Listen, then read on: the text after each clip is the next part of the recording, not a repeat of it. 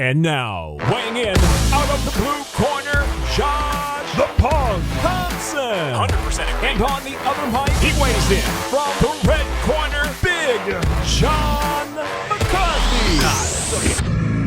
All right, it is an amazing day. The 100th edition of the Weighing In podcast. Joshua Thompson, we have made it 100 times talking about MMA, you and I together, without freaking killing somebody or each other. Yeah, I was going to say, you put up with me for 100 times. I think it works because we're distance apart. You can't just reach over and choke me. No, I love it. Incredible. We had the UFC Vegas fight night, whatever you want to call it, that was supposed to be a really good fight, I thought, between Derek Lewis and Curtis Blades. It didn't happen because Curtis got ill with the little COVID bug and wasn't able to compete. So Anthony Smith steps in as the main event along with Devin Clark, and we'll talk about that fight. We also had Mike Tyson versus Roy Jones Jr.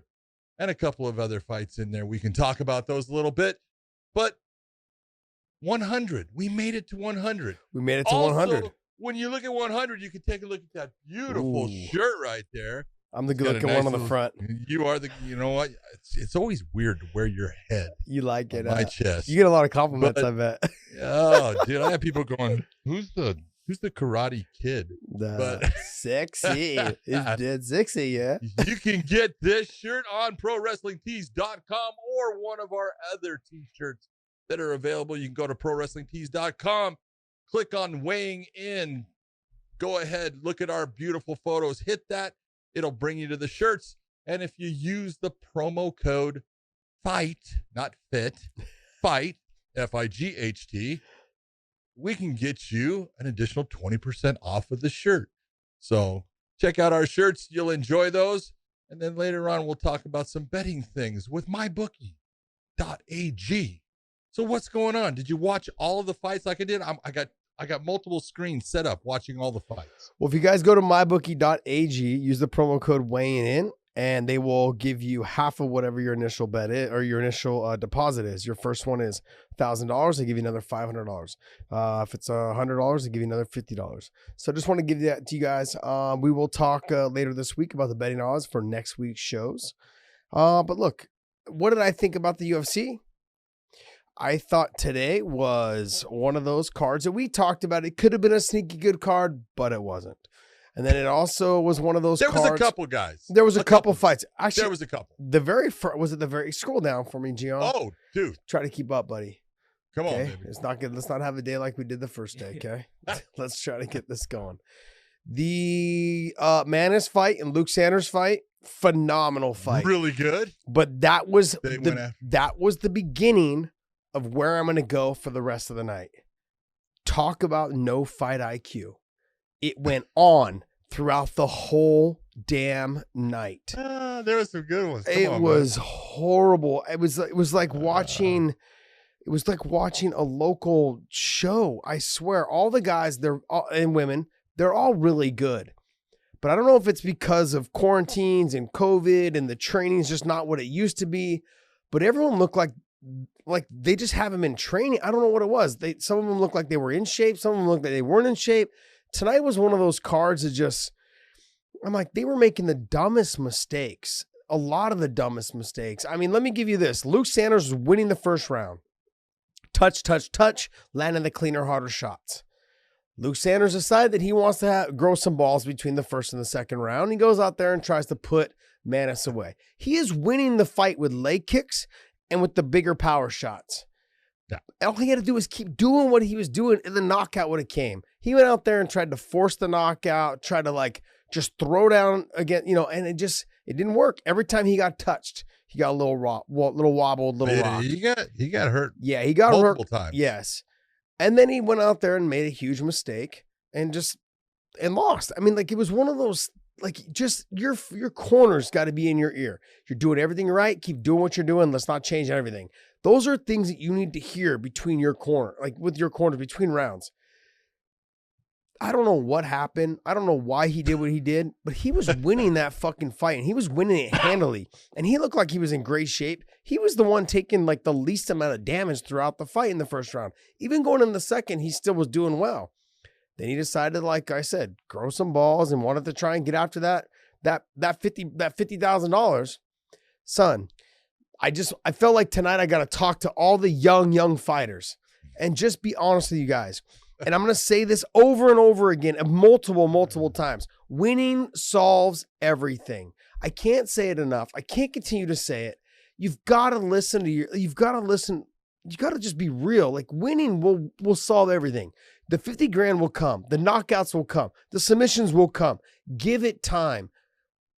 You blew the fight, man. You blew the fight. I'm not saying that it could have continued to would have went that way, but even in the second round, he was winning the second round, and then he started just going after it even harder and harder and harder. You have to know that's the fight IQ that we talk about all the time, John. You have to know when the guy's rocked. You have to know when you landed a good shot, but is he still there?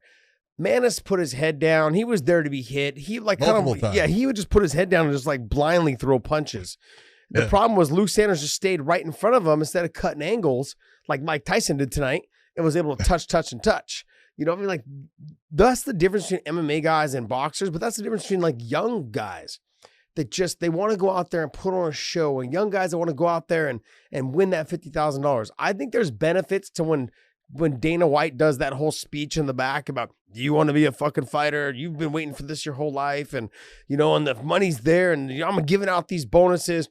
Guys, I've heard it. I don't know how many times. Okay. But I'm saying, like, it doesn't matter. I know 50 grand sounds great, but guess what? You'll never get the 50 grand if you don't win.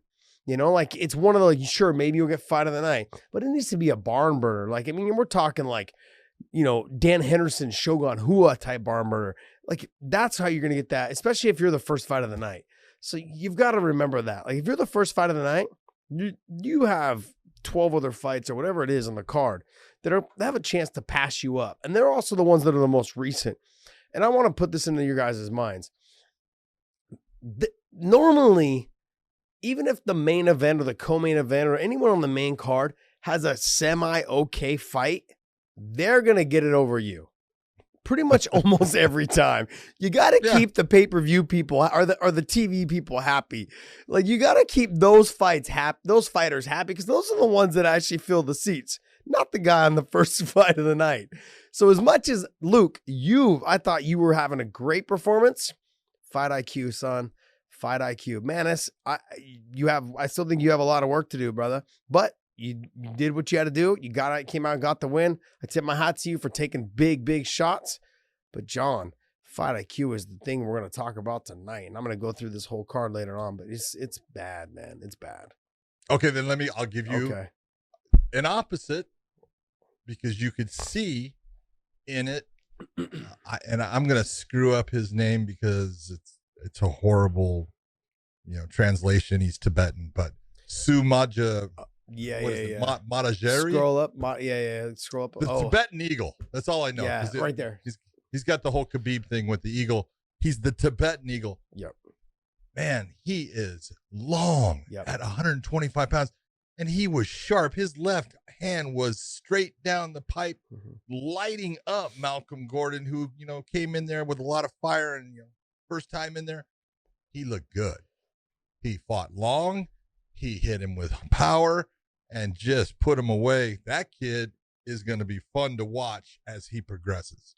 I really enjoyed that fight. I thought that was, a great fight. And then you go back to your fight IQ, because it should be in the next fight. You should talk about that. Yes. But I'm going to touch on Sue Matajeri.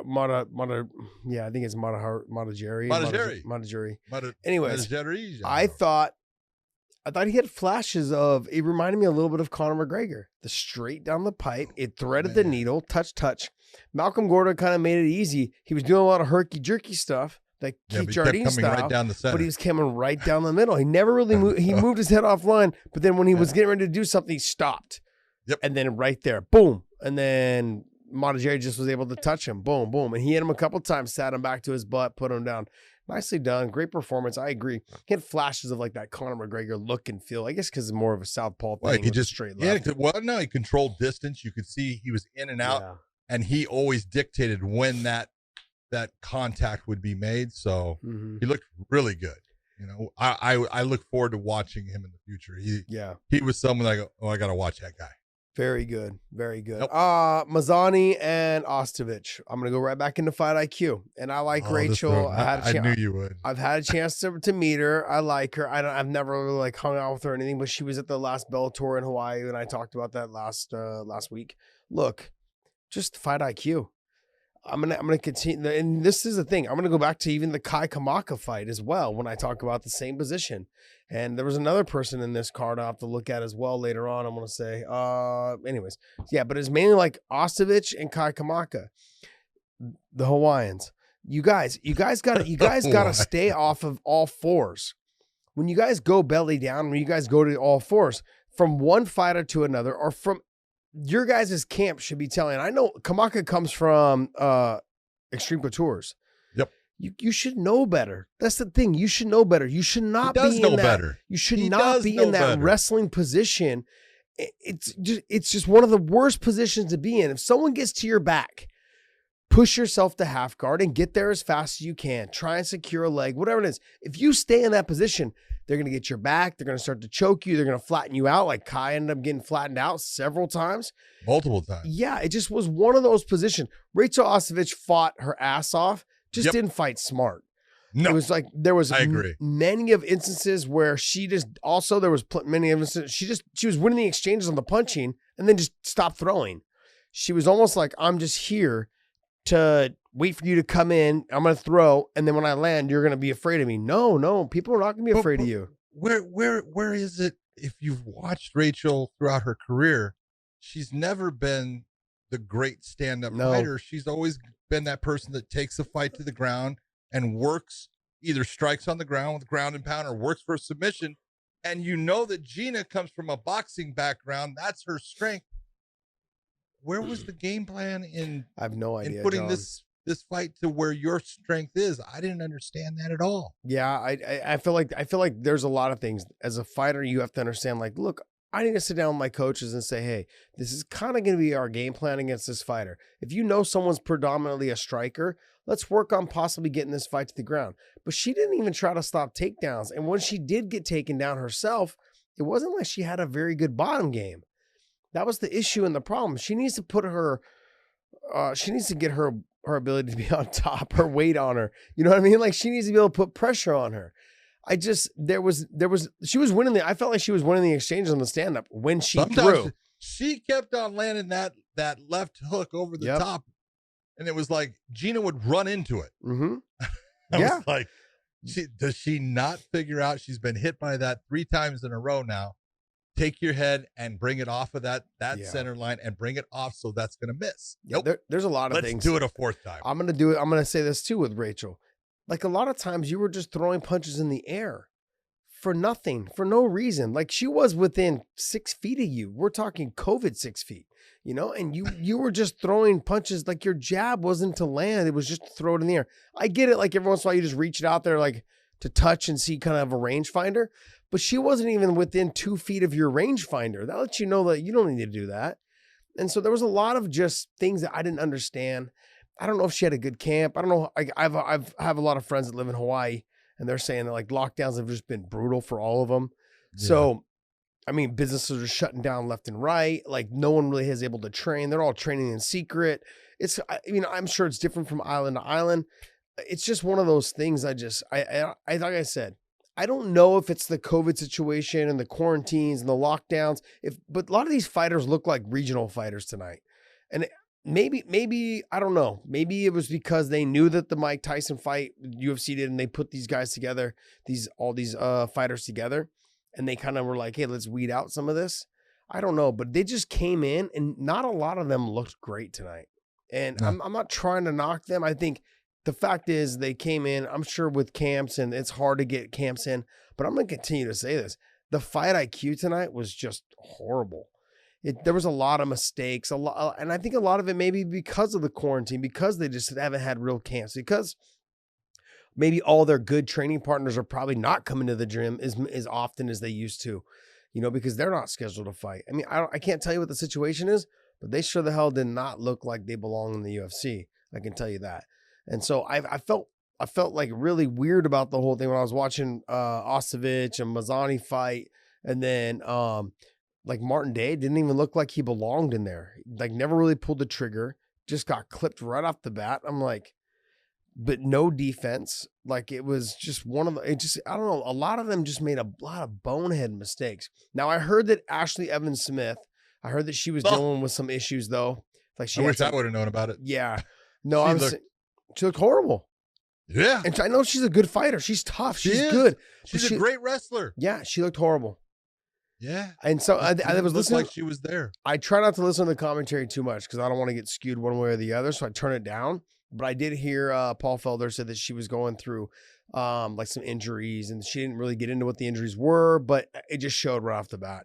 Like, I mean, she looked okay for the first probably 2 minutes. And then after that, she just started getting pieced up and touched up. And I'm like, this isn't going well. And when she started getting taken down, I started taking some clean shots on the ground and pound. I'm like, ooh, this is not getting better for you. This is getting worse.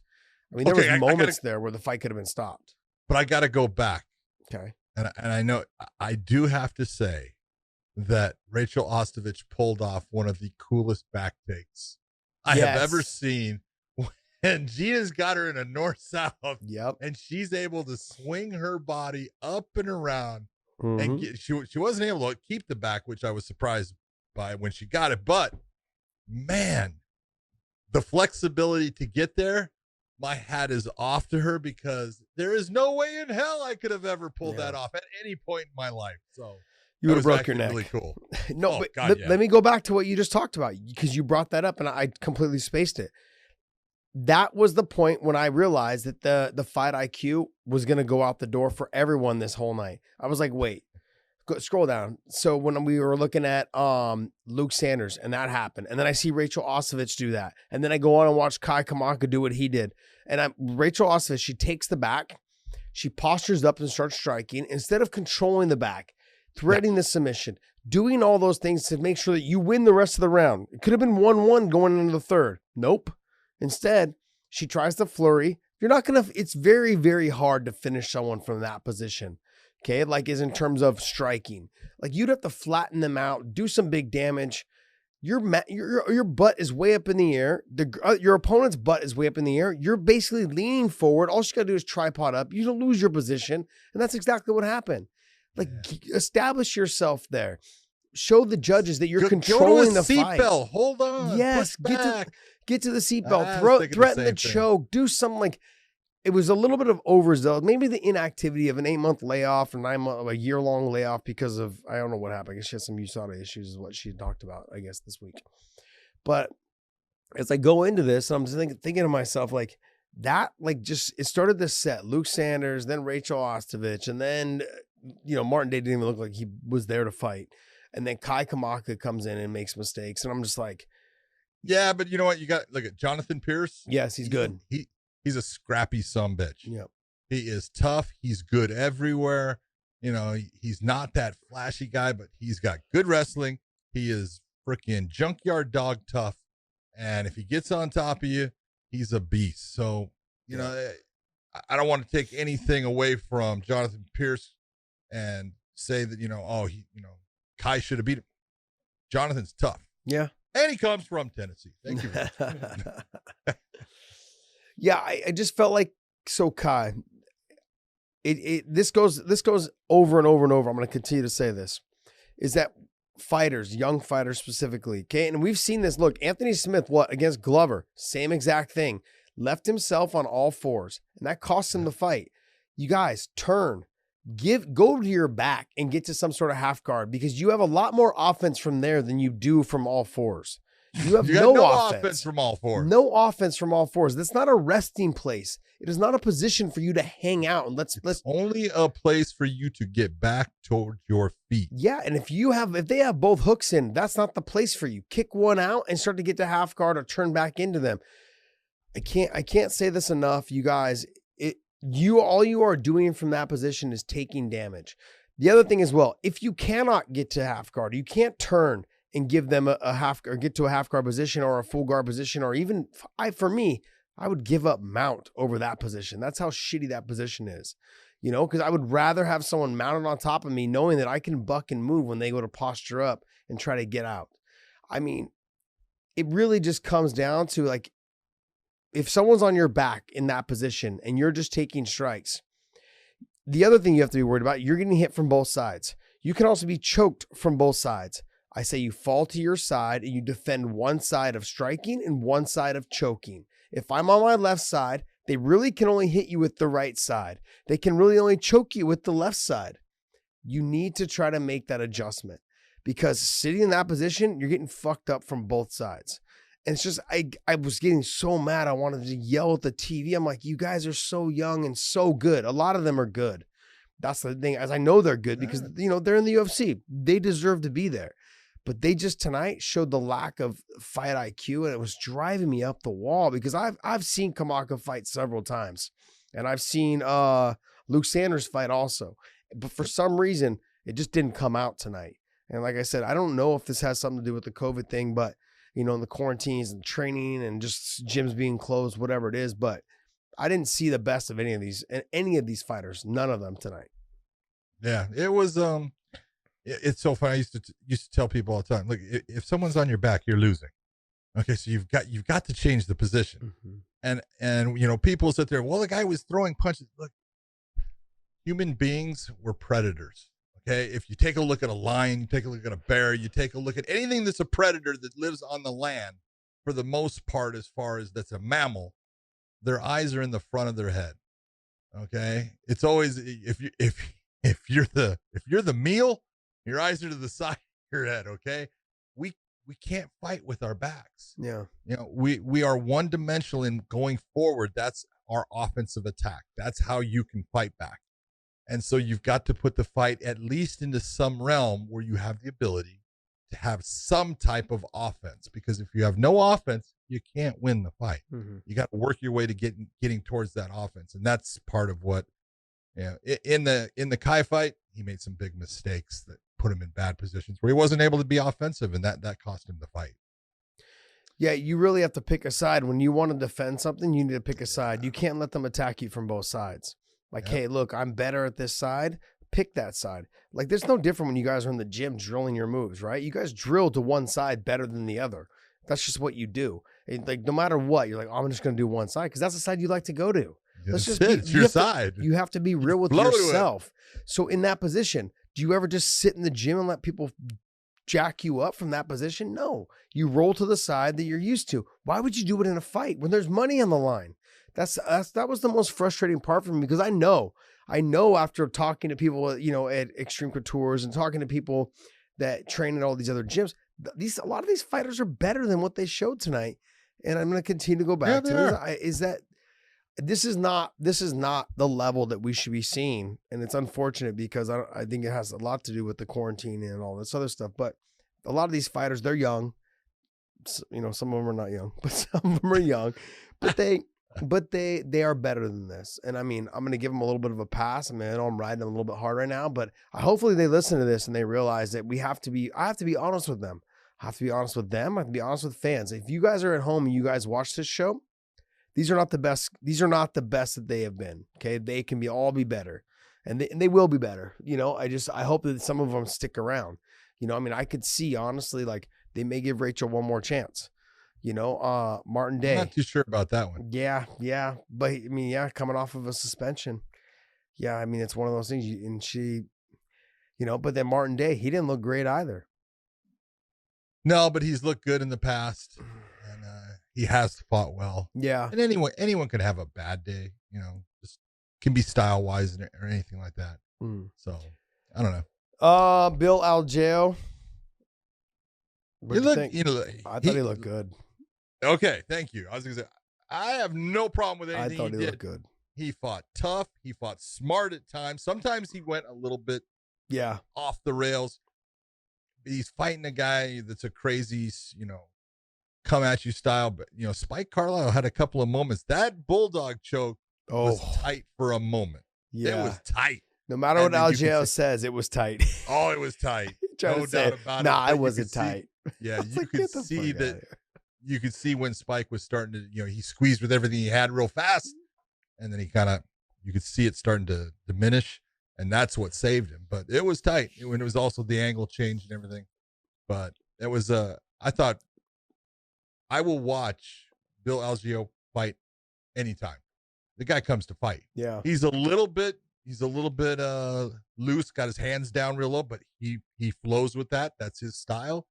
And he's fun to watch because he comes to fight. I enjoyed that fight a lot. I thought he drove Spike Carlisle to exhaustion, which he used as a tool to win the fight.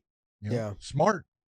Yeah, what it is that he had said in his post fight interview was that he'd watched some of Carlisle's like previous fights, and he just goes hard. And generally, what happens, he gasses out. Yeah. Someone that fights reckless, careless, and just throws things that they shouldn't throw. Sure, you got to be prepared for it. Spinning back fist, whatever it is. Just come recklessly, they come forward. Those people tend to gas out because they're just throwing to throw with no rhyme or reason behind it. And they tend to just basically their arms blow up. They're just throwing recklessly and nothing leads to anything. It takes more energy to miss than it does to land. Yeah, you got to stop it. Yeah, so you're like, oh shit. Bill Algeo just fought Algeo or whatever you want to. He fought a good fight. I thought he fought a smart fight. He fought a good fight. I'm actually glad he won because it was kind of nice to see that he canceled his fight on. He canceled his trip to Tulum with his wife for their 1-year anniversary, and for him to come out and get a win, get a little extra money in his pocket. I thought he fought a good fight. I was actually happy to hear that. Because that's the thing. We've talked about this before, is that fighters, they give up a lot, man. They do. Don't get me wrong. A lot of other athletes give up a lot as well. But fighters, it's one of those not appreciated giving up. NBA players, you gave up Christmas. Ooh, okay. But when you're done, you'll have millions of dollars in the bank. And football players, you've had to play on Thanksgiving. No one gives a shit, man. You guys get a turkey leg. Yeah, you all make millions. Get a John Madden turkey leg if you were playing. Yeah, these guys make millions. Like your guys' base pay is what these guys make in a year. Like in 2 years, sometimes maybe even 3. So football players make a base pay of like $750, 1.1, something like that. So it's one of those things. Anyways, but I thought Algeo thought he fought a good fight. It was good. You know who I was really impressed with? Yeah, Parker Porter. He tough dude, but when he got on top of Josh, and I actually thought Josh Brazil was going to win that fight. Yeah, I know we talked when you said that last week. Because he had actual speed in his hands. He goes after guys. He's a guy will throw spinning back fists as a heavyweight. He landed a couple of them. Landed 2 of them tonight. But man, and he actually had Porter in trouble during the fight. Parker Porter. A lot of credit. He took those shots, kept his cool, stayed, fairly tight in his defense when he was hurt at times.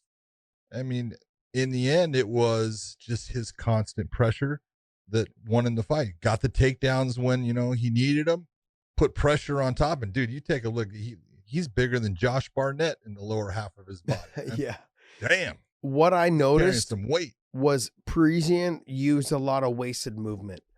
There was a lot of things that were just you having to fight long because he was a lot longer.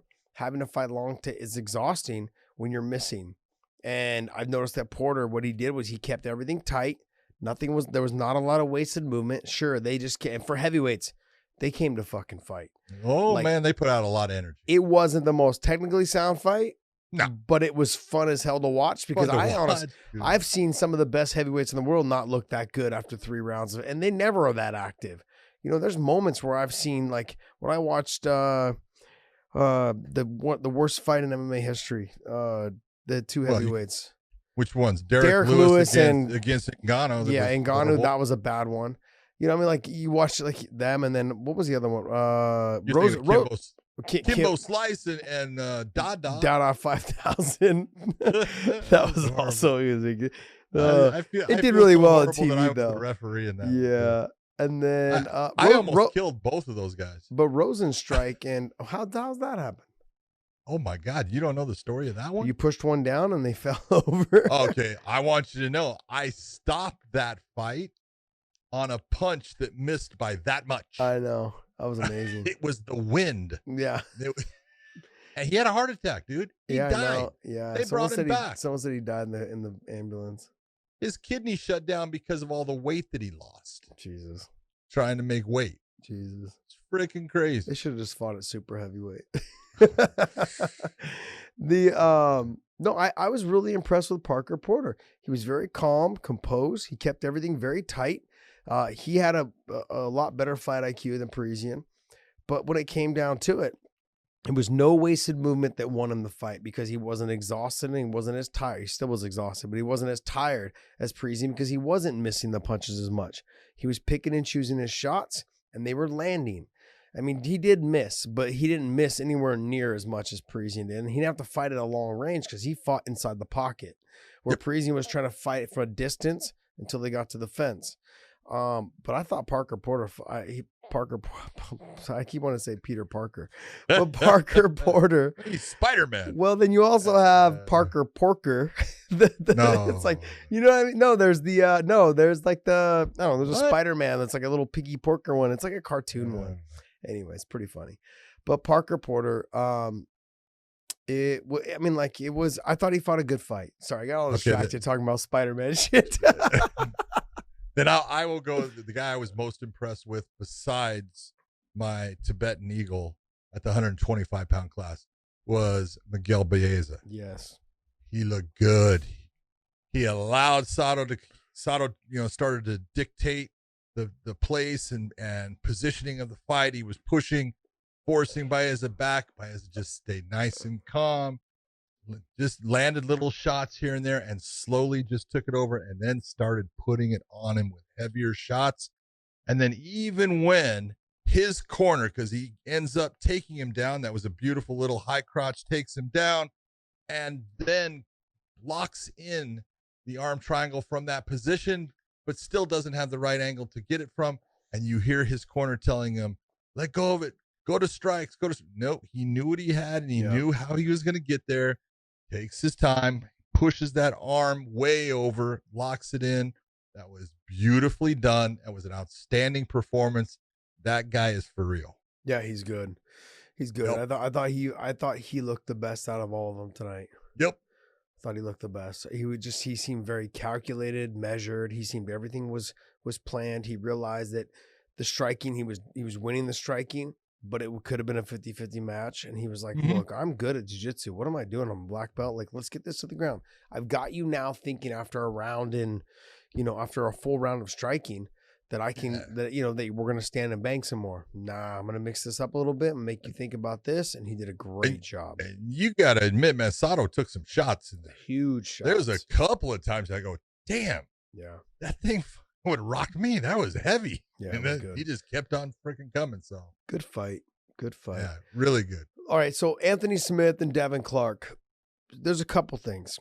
I finally saw Devin Clark's interview, his pre-fight interview and stuff, with all the emotion, all the other things going on. Talking about how I knew it was bad. He's gonna get him finished in the first round. I'm like, I said I knew. Oh, this is bad. Don't do this, man. You're not gonna get him finished like that. Don't put Anthony Smith's a fucking animal in the first 2 rounds. Then he generally tends to die out. And I got to tell you, I was a little concerned when I saw Anthony Smith walk in the cage and he looked smooth, a little flabby. And I was like, not his normally like lean kind of ripped self. I'm like, all right, what's going on here? And then he went and asked for 5 rounds versus the 3-round fight. I'm like, oh, okay, Anthony, what are you doing, bud? But then I've heard the interview with Devin Clark and I'm like, all right, this fight's going to be really weird because my first thought of Anthony Smith when I saw him was like, you don't look like you're in shape. You're just trying to do it because you're a company guy with the UFC. Like you're saying, no, we're going to make it a 5-round fight, blah, blah, blah. But then Devin, when he did the interview, was, his mother-in-law had passed and he wanted to do it for her. He promised her he'd want to get it out of there. And I get it, the whole, parents and they want to see their kid get out of there as fast as possible. Sure. But you cannot force that shit. You cannot. No, as soon as you force it, you're in trouble. Yeah, you're leaving yourself out of position all the time. Fight IQ, again, it will happen when it is meant to happen. And the fight IQ was there. for Anthony Smith. Yeah. As soon as Devin Clark comes after him, very open and giving an opportunity, Anthony clinches, takes the wrestler down. Not that Anthony can't wrestle, but look at Devin Clark. If you look at credential-wise, is a way better wrestler than Anthony Smith. Takes him down. He almost did lock in. He was looking for the twister. You could see Clark holding on to that arm. He can't get it because he can't get his arm free. Yeah. He's stuck. But did a nice job of turning over, and right away Anthony basically takes time, locks in the triangle, creates the angle that the triangle can work. Anthony was smart and calculated throughout that fight entirely. He came out, you saw the big rush by Clark, the big takedown by Smith, the look at a submission, doesn't get it. You get the reversal, but doesn't panic and starts to then become offensive off of it. It was a beautiful performance by Anthony Smith in a fight that Devin Clark was ill prepared to mentally be in based upon everything that he had said. Yeah. Yeah. I mean, it sucks because, your first big man event and it's done in the first round. And but he'll learn. Yeah, but you put a lot of pressure on yourself to go out there and try and get a first round finish. Like, it's already hard enough to fight at that level. To fight against someone like Anthony Smith with all that damn experience. Yeah. What's Anthony Smith got? Like 38 something professional. Like, he's got 38 wins. Yeah. He's got probably another. Yeah, he's got 34 wins, 16 losses, 34 wins. I mean, like, that's a lot of pressure to put on yourself to fight someone with that much experience. Well, you would have thought, based upon the fight that Devin Clark had against Menafield, that was a big fight for him, and he came through, and he showed a ton in not being able to get rid of Menafield right away and working his way through that entire fight, getting positions, doing things right. And you go, all right, man, he's got it. He understands you don't have to win the fight in the first minute. You don't have to win it in the 5th minute. You don't have to win it in the 10th minute. You can win it by just being the smarter fighter. And in this one, as soon as he came out real fast and went after him, and you can say, well, he landed a shot. Okay, he's open. Mm-hmm. And he was, if you are so open that a guy like Anthony can just wrap his hands and boom, he's getting the takedown, you're out of position. Mm-hmm. And you created that with what you were doing. So I think he'll learn from it. He's an athletic guy, dude. He's strong as hell. His legs are like Kevin Randall's. Yeah. He's got some huge thighs. Yeah. He was saying he wanted to end up deadlifting like 1,000 pounds or something. Yeah, good luck with that one. Yeah. Oh, he seems pretty driven, is what they were talking about. I don't know. I'm not big into weightlifting, as you can tell. So I've never had that problem. Well, okay, here I'll go. Back in my younger days, I did powerlifting, and I could, at the time, deadlift a little over 800. Jesus. And guys now they use straps because no one was able to do 1,000 pounds. Not even the best was Kazmaier at 909 without straps because their hands, they couldn't hold on to the bar. And now they're able to use straps and stuff. So a couple guys, you got the guy from Game of Thrones. I don't want to say his Hamporf. I don't know. Johansson, he's the guy that was the mountain in the Game of Thrones. Okay, yeah. He just broke the world record at 1,104 pounds. Jesus. Yeah, it's a fucking ridiculous amount. Yeah, I'd try to just forklift that shit into my truck. It's a lot easier. Yeah. All right. So let's go into, so guys, between this and the Mike Tyson stuff, we're going to talk about mybookie.ag, mybookie.com, go to weighing in. You guys, they will give you 50% of your initial deposit. So if you guys use that promo code, if you put in 1,000, they'll give you another 500. If you put in 100, they'll give you another 50. So guys, go right ahead and use that promo code weighing in. That gives us a little bit of credit, and also that keeps us doing what we're doing, man. I love this. I love it. I love that we've got some sponsors now that are reaching out to us. I thought that it was crazy that they actually had odds on the Tyson Jones when there's no judging. So the only way that you could have a winner is if someone got knocked out. And I said, I don't think that's gonna happen. Yeah, and I mean they have some for the draw. Yeah. Oh, it's going to be a draw. If it freaking goes to the distance, it's a draw. Yeah, I thought. But unless they're going with the, I guess, they did that, what's it called? The, I can't remember. It starts with a V. The people that do the judging. You set yourself up for that one.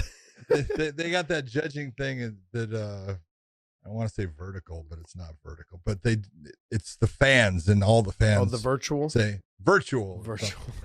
Well, it's not virtual. I can't remember. The virtual fans? But yeah, well, whatever. So they were going to be the ones judging it. I'm like, so it was like the Dominion, right? Was it like the Dominion voting that we used for our election? It's the American Idol version of judging for boxing. I'm like, this is the stupid. Oh, so dumb. So dumb.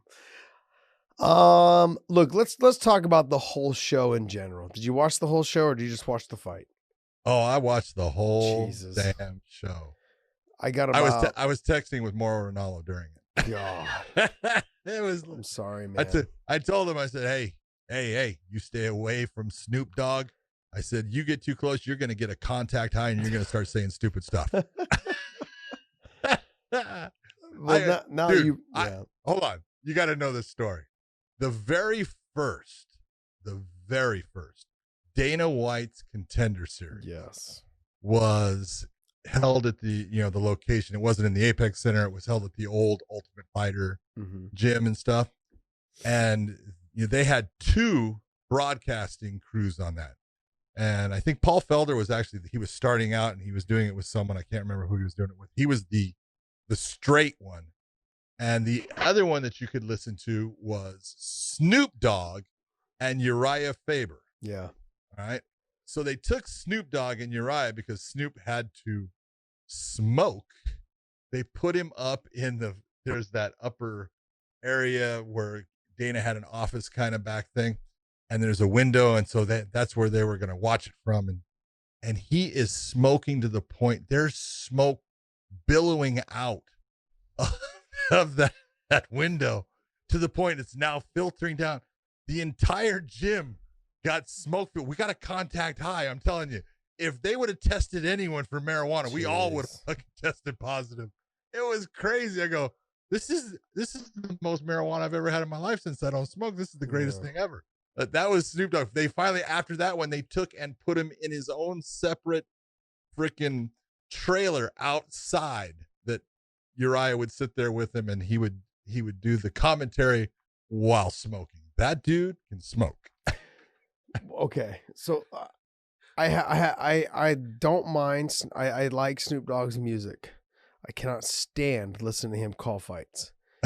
I had to turn. I gave it like 2 rounds. The show to me was horrible. I basically just it wasn't.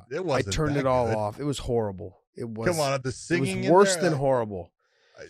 I cannot. When are people going to figure out that when you take fights and then you bring singers in between the fights, it ain't working? No.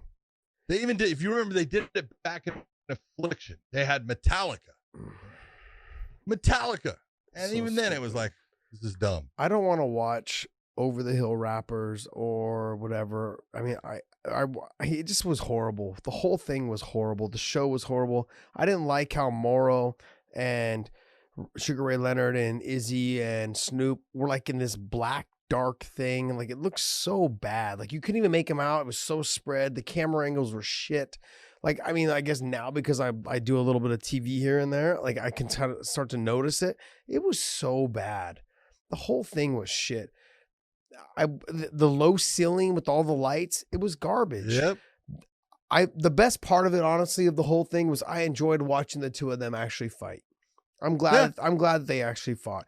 I enjoyed those 2 guys because no matter what, I don't care if they're 51 and 54.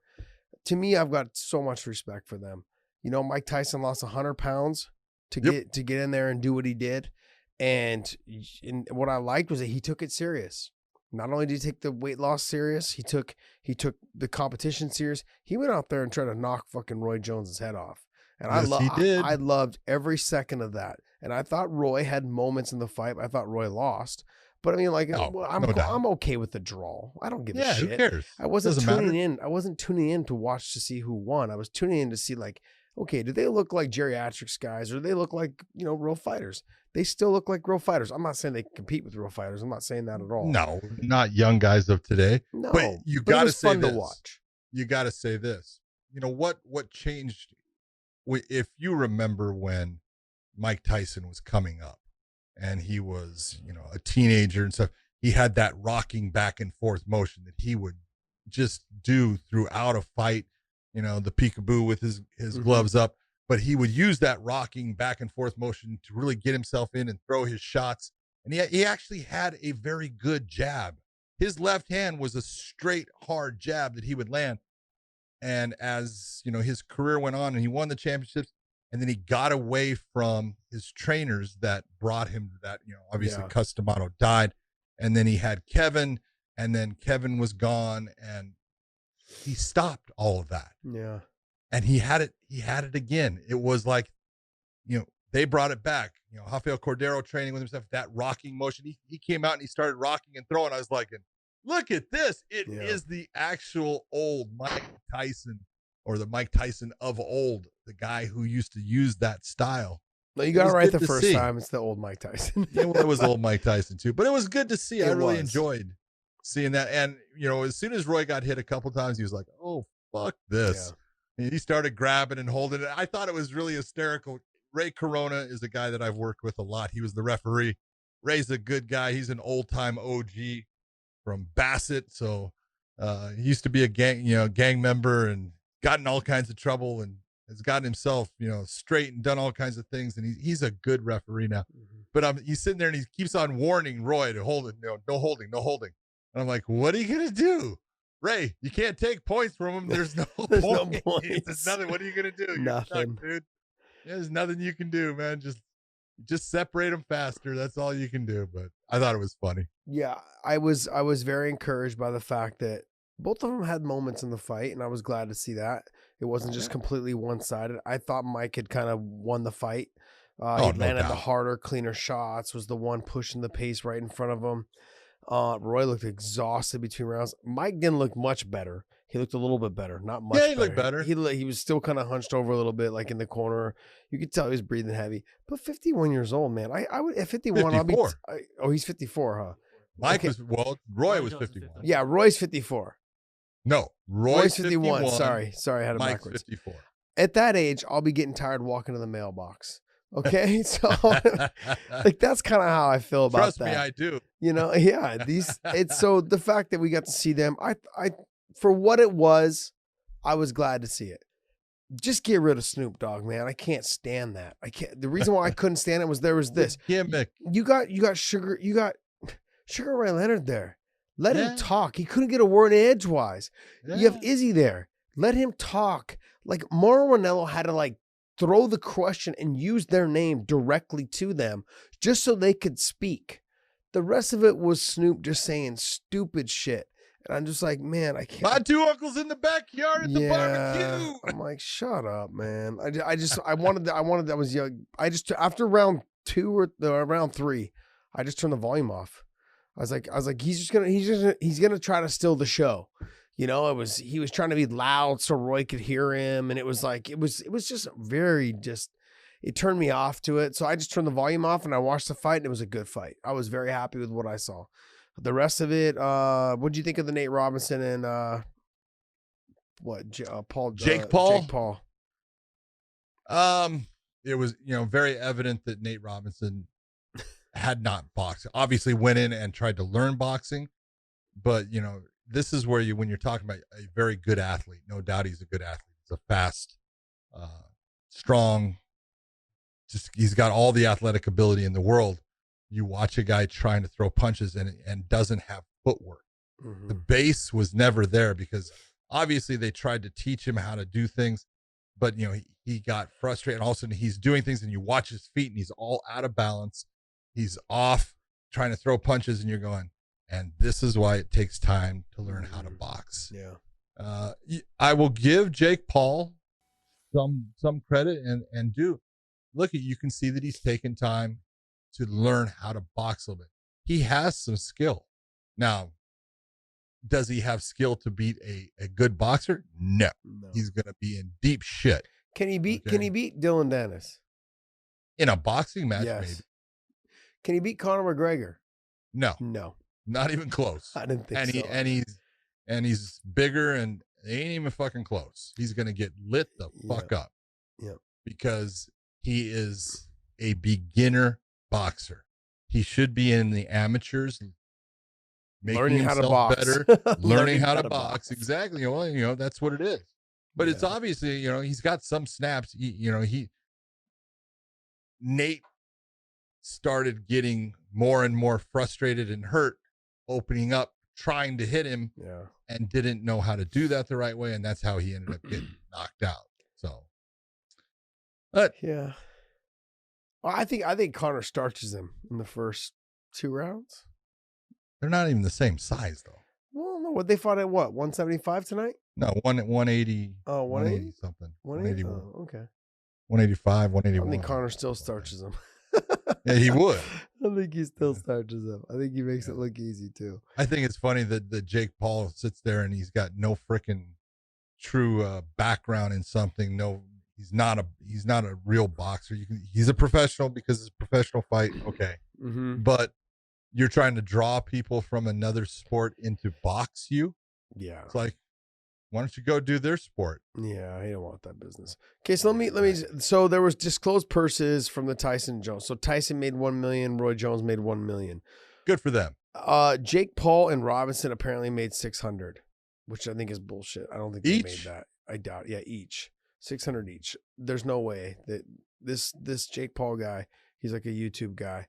So I'm assuming he probably made a couple 100,000. He'll make money. Yeah, he will. So he must have been off of the pay-per-view or whatever they got bought. They probably got like $1 on each pay-per-view or something like that. And the rest went to the other guys. Jack and McCurdy. I don't know if you're saying it's 600, they would get nothing on pay-per-view. If that was true. They would get nothing on pay-per-view? Zero. They would get zero in pay-per-view money. Why? Because they're getting paid $600. $600. Oh, $600. Yes. Well, I thought you were saying 600,000. No, $600. Yeah. Yeah. No. Yeah, it's $600. So they got paid on the pay-per-view, I think. Yes. Based on that. Okay, and then the Jack and McKernan. Badu Jack. Yeah, Badu Jack made 180,000. Okay, that'd be about right. Yeah. And then McKernan made 20K, which I can understand. Okay. No, that's about right. Yeah, and then Ortiz made 16,000. Sagawa made 8K. Ortiz looked good. Yeah, he did look good. But I thought Jack looked phenomenal too. But I mean, I don't know anything about McKernan though. McKernan didn't look good. No, he's not a lot of these guys I'm not too familiar with them. So dude, look at McKernan, tough dude, had balls, stayed in a fight. Yes, I took saw a lot of body shots. Yeah. God damn, he took some body shots. Yeah, he did. And kept coming. So my hat's off to him. He was a tough dude, but didn't have the skill level to stay with Jack. Ortiz and Sagawa Ortiz made 16, Sagawa made 8, Gonzalez made 15, Vasquez made 6, and then Cosmano made Cosmano made 15K, and then Corbin made 9.5. I mean, those are about. But when people talk about the discrepancy between MMA and boxing pay, how many fights are on there? You have 1, 2, 3, 4, 5, 6. 6 fights. And I heard that they did the pre-sales for these, that they did pretty well for pre-sale pay-per-view. I don't know what the pay-per-view was. $49? $49.95, $50. So I made a prediction that it would make 300,000 pay-per-view buys. I think it probably did that. Okay. I think it did. I would say it might even broke 500. Wow, I'm gonna say 500. Way up there. I'm gonna say 500 because of people's chance to see Mike Tyson again, man. Yeah, I think him and Roy. I think it was just the fun of it, and then I mean, as much as I don't really give a shit about Jake Paul, but I mean, no. But the thing is, little girls do though. Yeah, she's a hype train. It is what it is. But hey, whatever lines these guys' pockets, man. I'm all for people being entrepreneurs and doing whatever they can to make money. Okay, I could give a shit if you're whatever it is. If you need to go out there and do it, you do it. And he's found a little niche. He's calling out these dudes. and trying to fight them. Hey, whatever lines your pockets with money, hey, I think they'll probably get close to about 500,000 views. I think they got 500,000. Well, even if they did the 300,000, that's at $50, that's 15 million.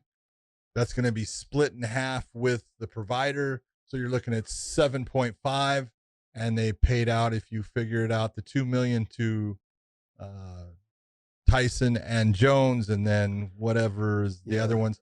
They're going to make a nice little tidy sum if it's even if you're making $300,000-$400,000, you walk away pretty damn happy. $600 a piece.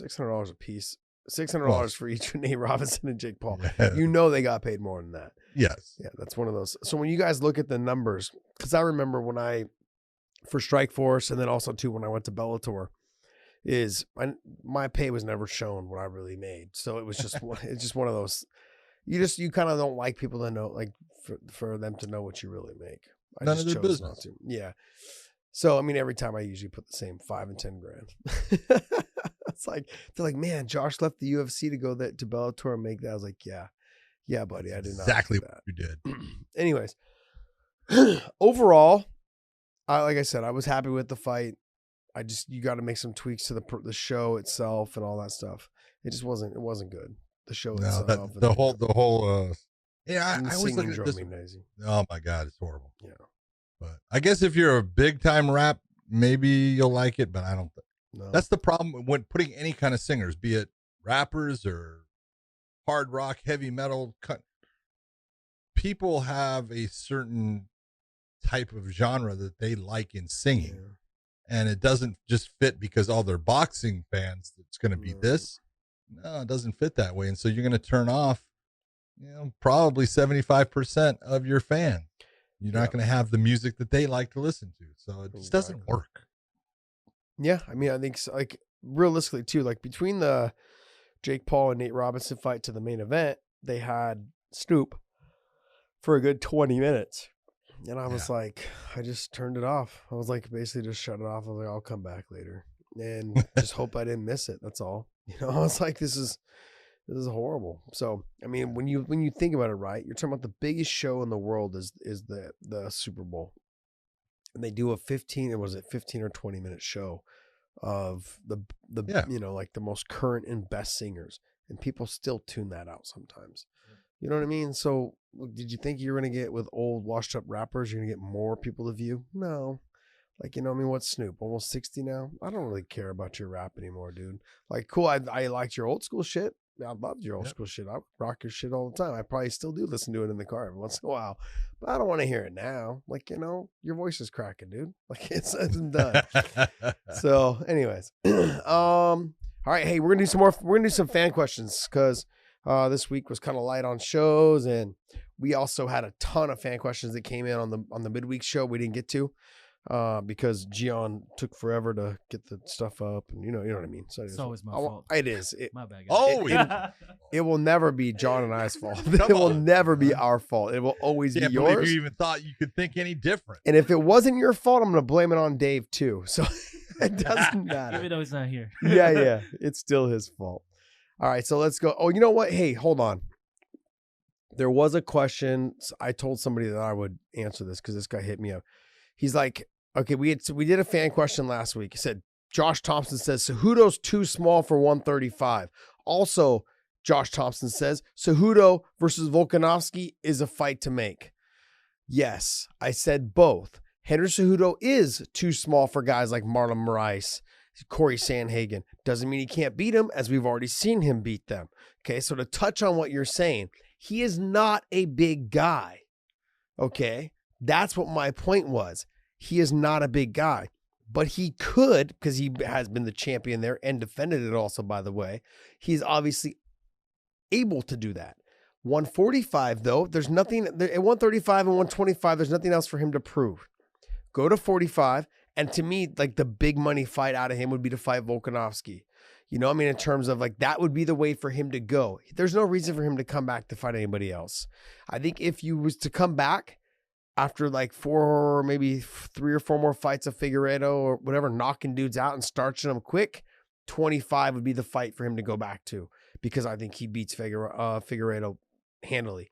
But I think it'd be a good fight, though. So, to me, Henry out wrestles the shit out of him. Henry can he can get his hips into him and lay some nasty ground and pound on him. Sure, it's going to be dangerous on the feet a little bit, but I think for Henry, that would be to come back after Figueiredo has 4 or 5 fights that he's won and dominantly won, and you bring Henry back in. Okay, let's see where the real king at 25 is. It makes sense.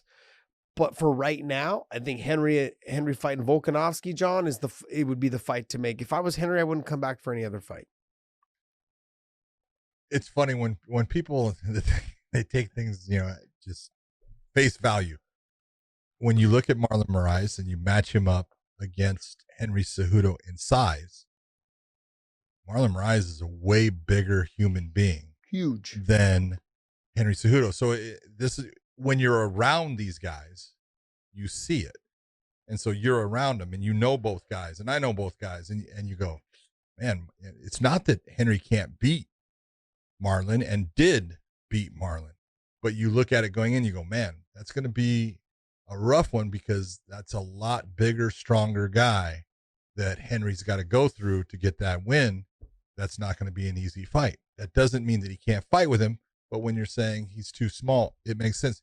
You could take a look, we're sitting there saying, and I'm saying the same thing, I would love to see that fight against Volkanovski because size-wise, he matches up better with Volkanovski than he does with, other guys. And, if you can look at other guys in the 145-pound division, he would have a hell of a time getting into Max Holloway. Yes. Based upon Max's size. Brian Ortega. Brian Ortega, same thing. He would have a problem. If you took AJ McKee, look at how big AJ McKee is. Yeah. I mean, if you put them standing next to each other, people would go, there's no way they're in the same weight class. Yeah. And that's what you're talking about. So that doesn't mean that Henry doesn't have the physical talent and skills to beat any of those guys. It's just that he is at a deficit when it comes to the reach and the range that he needs and the size that he's going to have to face up against is going to make his task just that much more difficult. Yeah, the thing that he has, he's got that chess piece that no one else has, and that's called being an Olympic gold medalist. The wrestling level is just leaps and bounds above. Look how easy DC made wrestling look, and DC wasn't even a medalist. Henry Cejudo is another level, and I'm not trying to knock my boy D at all. No. But Henry's another level of wrestling because he's facts. And so Henry, he's got the speed to get in on the shots, and he's got the ability to finish it faster than anybody else in the game. So when I talk about guys that are the best wrestlers in the game, Henry's probably the number one guy I think right now in the whole sport. But he's not really in the sport anymore. I'm saying, so there's nobody else I think at that level that's been able to wrestle with any of these guys, and the level of which he can wrestle in terms of the way he makes his transitions, the way he changes angles, the way he hits from the single to the dump to the high crotch he hits it all, and he chain wrestles it better than anybody else. He doesn't even need to.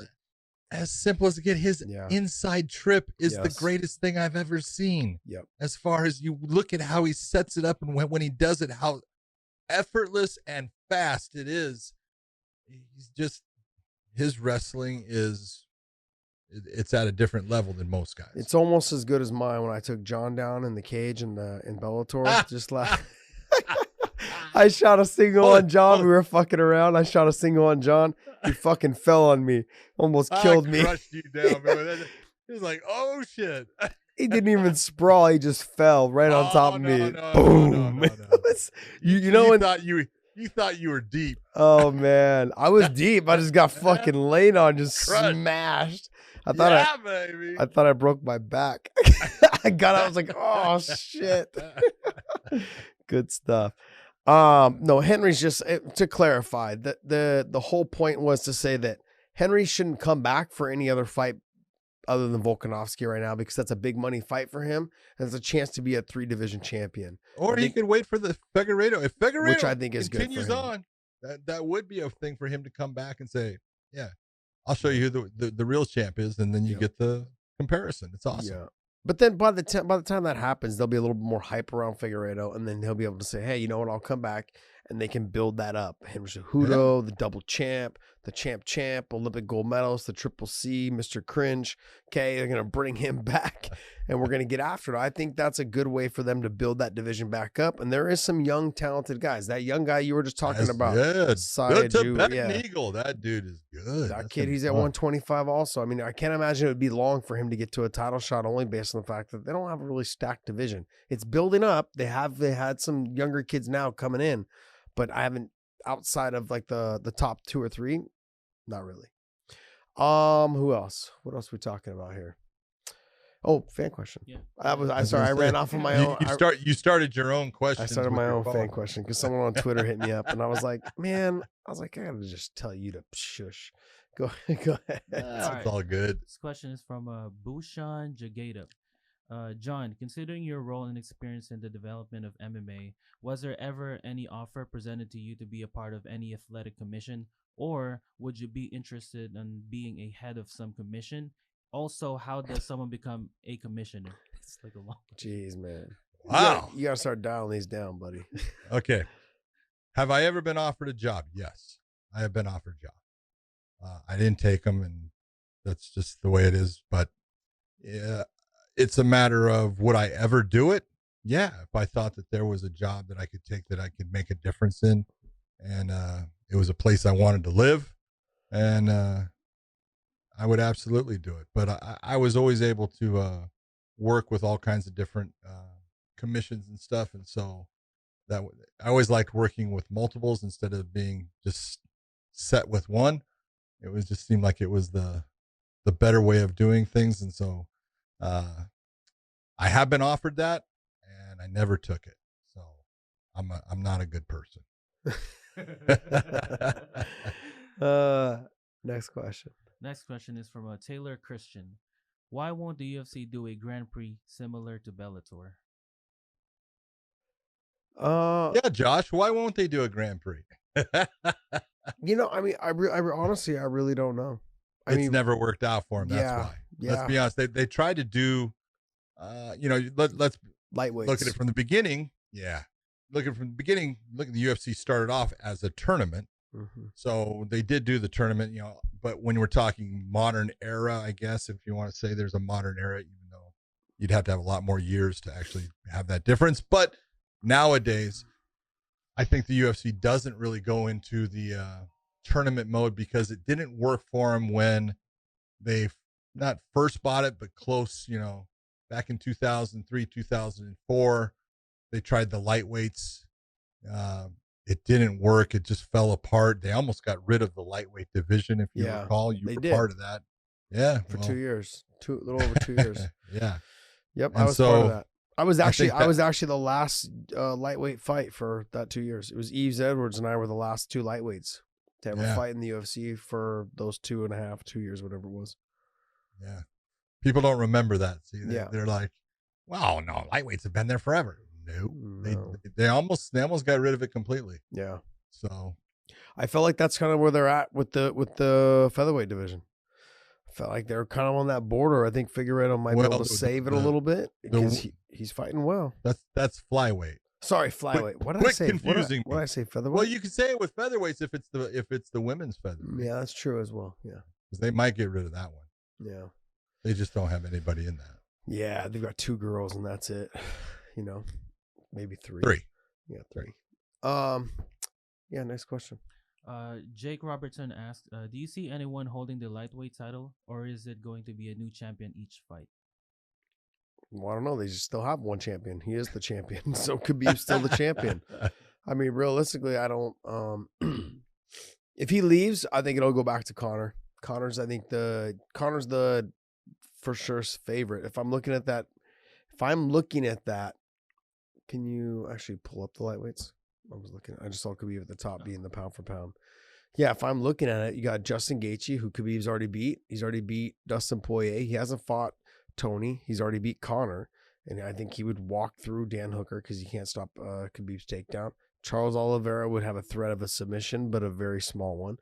And Dos Anjos, he's already beat. Paul Felder, he would just take down at will. And I could go through the list. Khabib would continue to be the champion.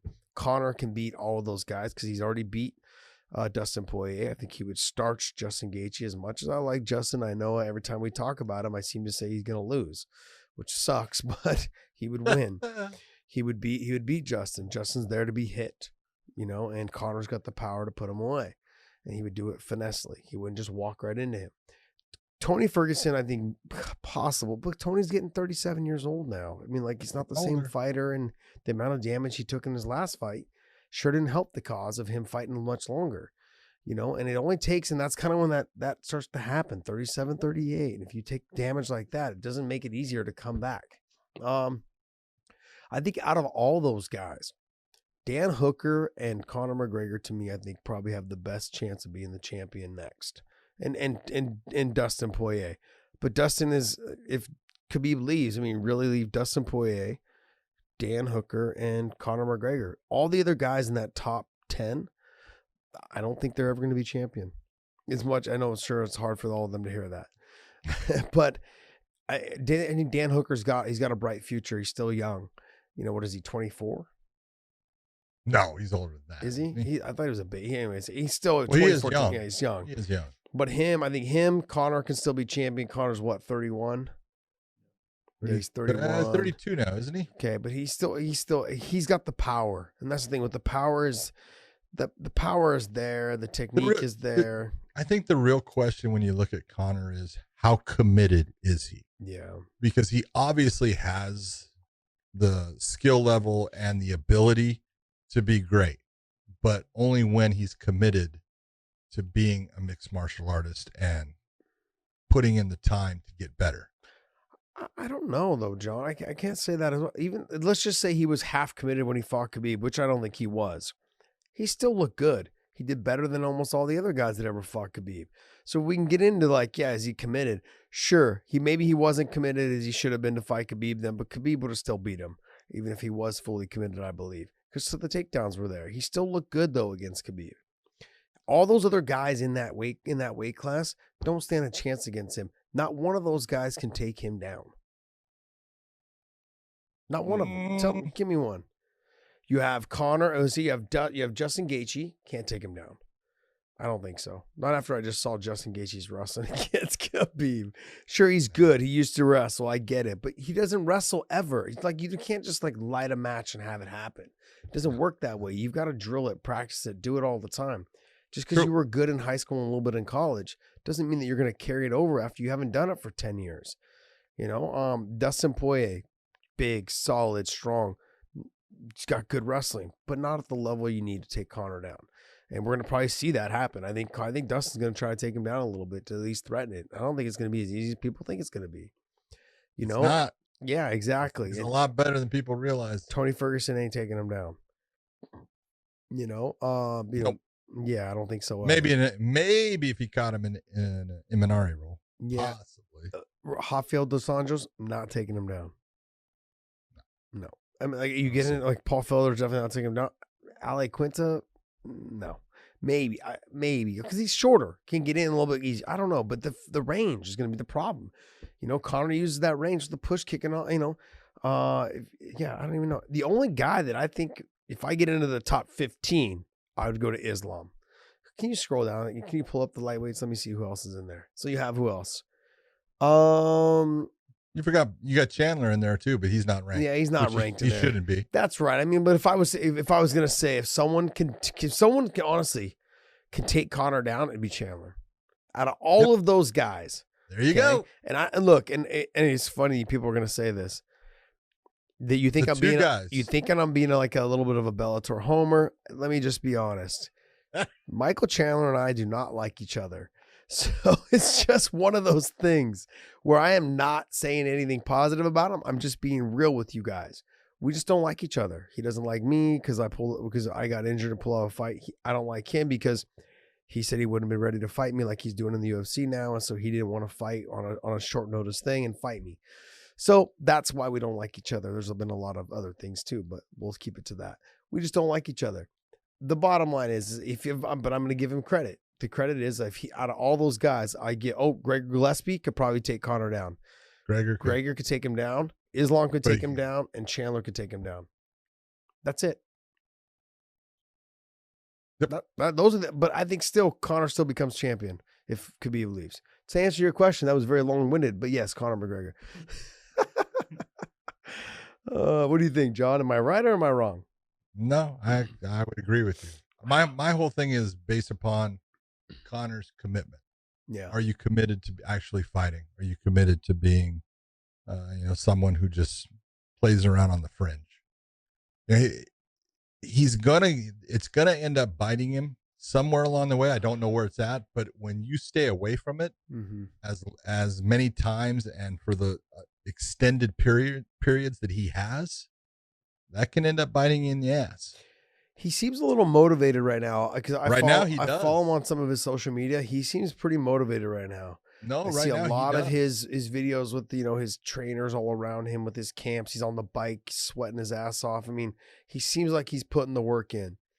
And I think a win over Dustin Poirier puts him right back into that conversation of fighting for the title next. He definitely does not want to lose a fight to Dustin. So no, and Dustin's a better fighter at 155 than he was ever at 145. I agree, and I also think though too now they have a little bit of a mutual respect for each other now. Mm-hmm. There may be some shit talking going on, but I think Dustin now is the hostility won't be there. Yeah, the same mental warfare that happened in the first fight is not going to happen because everyone looked at Conor as a mouthpiece back then. Now they look at him as the red panty night. So they let him just talk and we'll just get in there and fight. That's really what it's come down to. There's a lot more respect, I think, from those guys. Total. Because back then, Conor came in and was mouthy and had this aura and was fighting people. And everyone was saying he's not fighting that guy. Mm-hmm. Wait till he fights a real fighter or a wrestler. And that was the big thing. And Dustin was the guy that, people kind of looked at as that's going to be the first fight that's going to really say, is this guy for real? And he proved that he was, but he got into Dustin's head. Oh yeah. He had Dustin Poirier pissed going into that fight. So Dustin, he didn't fight smart. He was not in the normal frame of mind that Dustin Poirier fights at.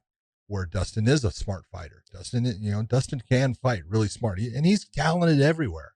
He's a good fighter. Yeah. But when you fight pissed, and I tell people, you don't fight mad. He was mad. Yeah. And it showed. He did the same thing to Eddie Alvarez, That was he got under Eddie's skin. Eddie said the game plan was to take him down and didn't even get close. It was never even amounted to that. It didn't even look like he wanted to wrestle. A couple times he shot a shot from so far away, didn't even touch his legs. And Eddie came out and said it after the fight, but obviously it was too late by then. But I mean, that's the kind of mentality that he's gotten into them. But I think the back and forth with Dustin now that the friendship, I wouldn't say a friendship, but a mutual respect has been put there. Because remember they said they were going to fight for a charity. Yep. And I think Dana's like, no, you're going to fight for my charity. It's called my bank account. It's called the charity of the UFC. Yes, you're going to put the money into my account, and then we're going to go from there. And I'll go ahead and donate a small portion of that to that charity that you guys supposedly wanted to fight for. Yeah, I saw what they did there. I saw Dana was smart. He had to nip it in the bud before real quick. Not only Dana, I thought they were smart. They forced Dana into it. Yeah, they needed to. That was a good job by them.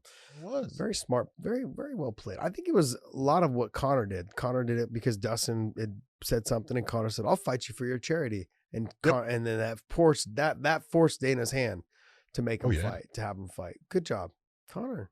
That's probably good management also, by the way, or good lawyers.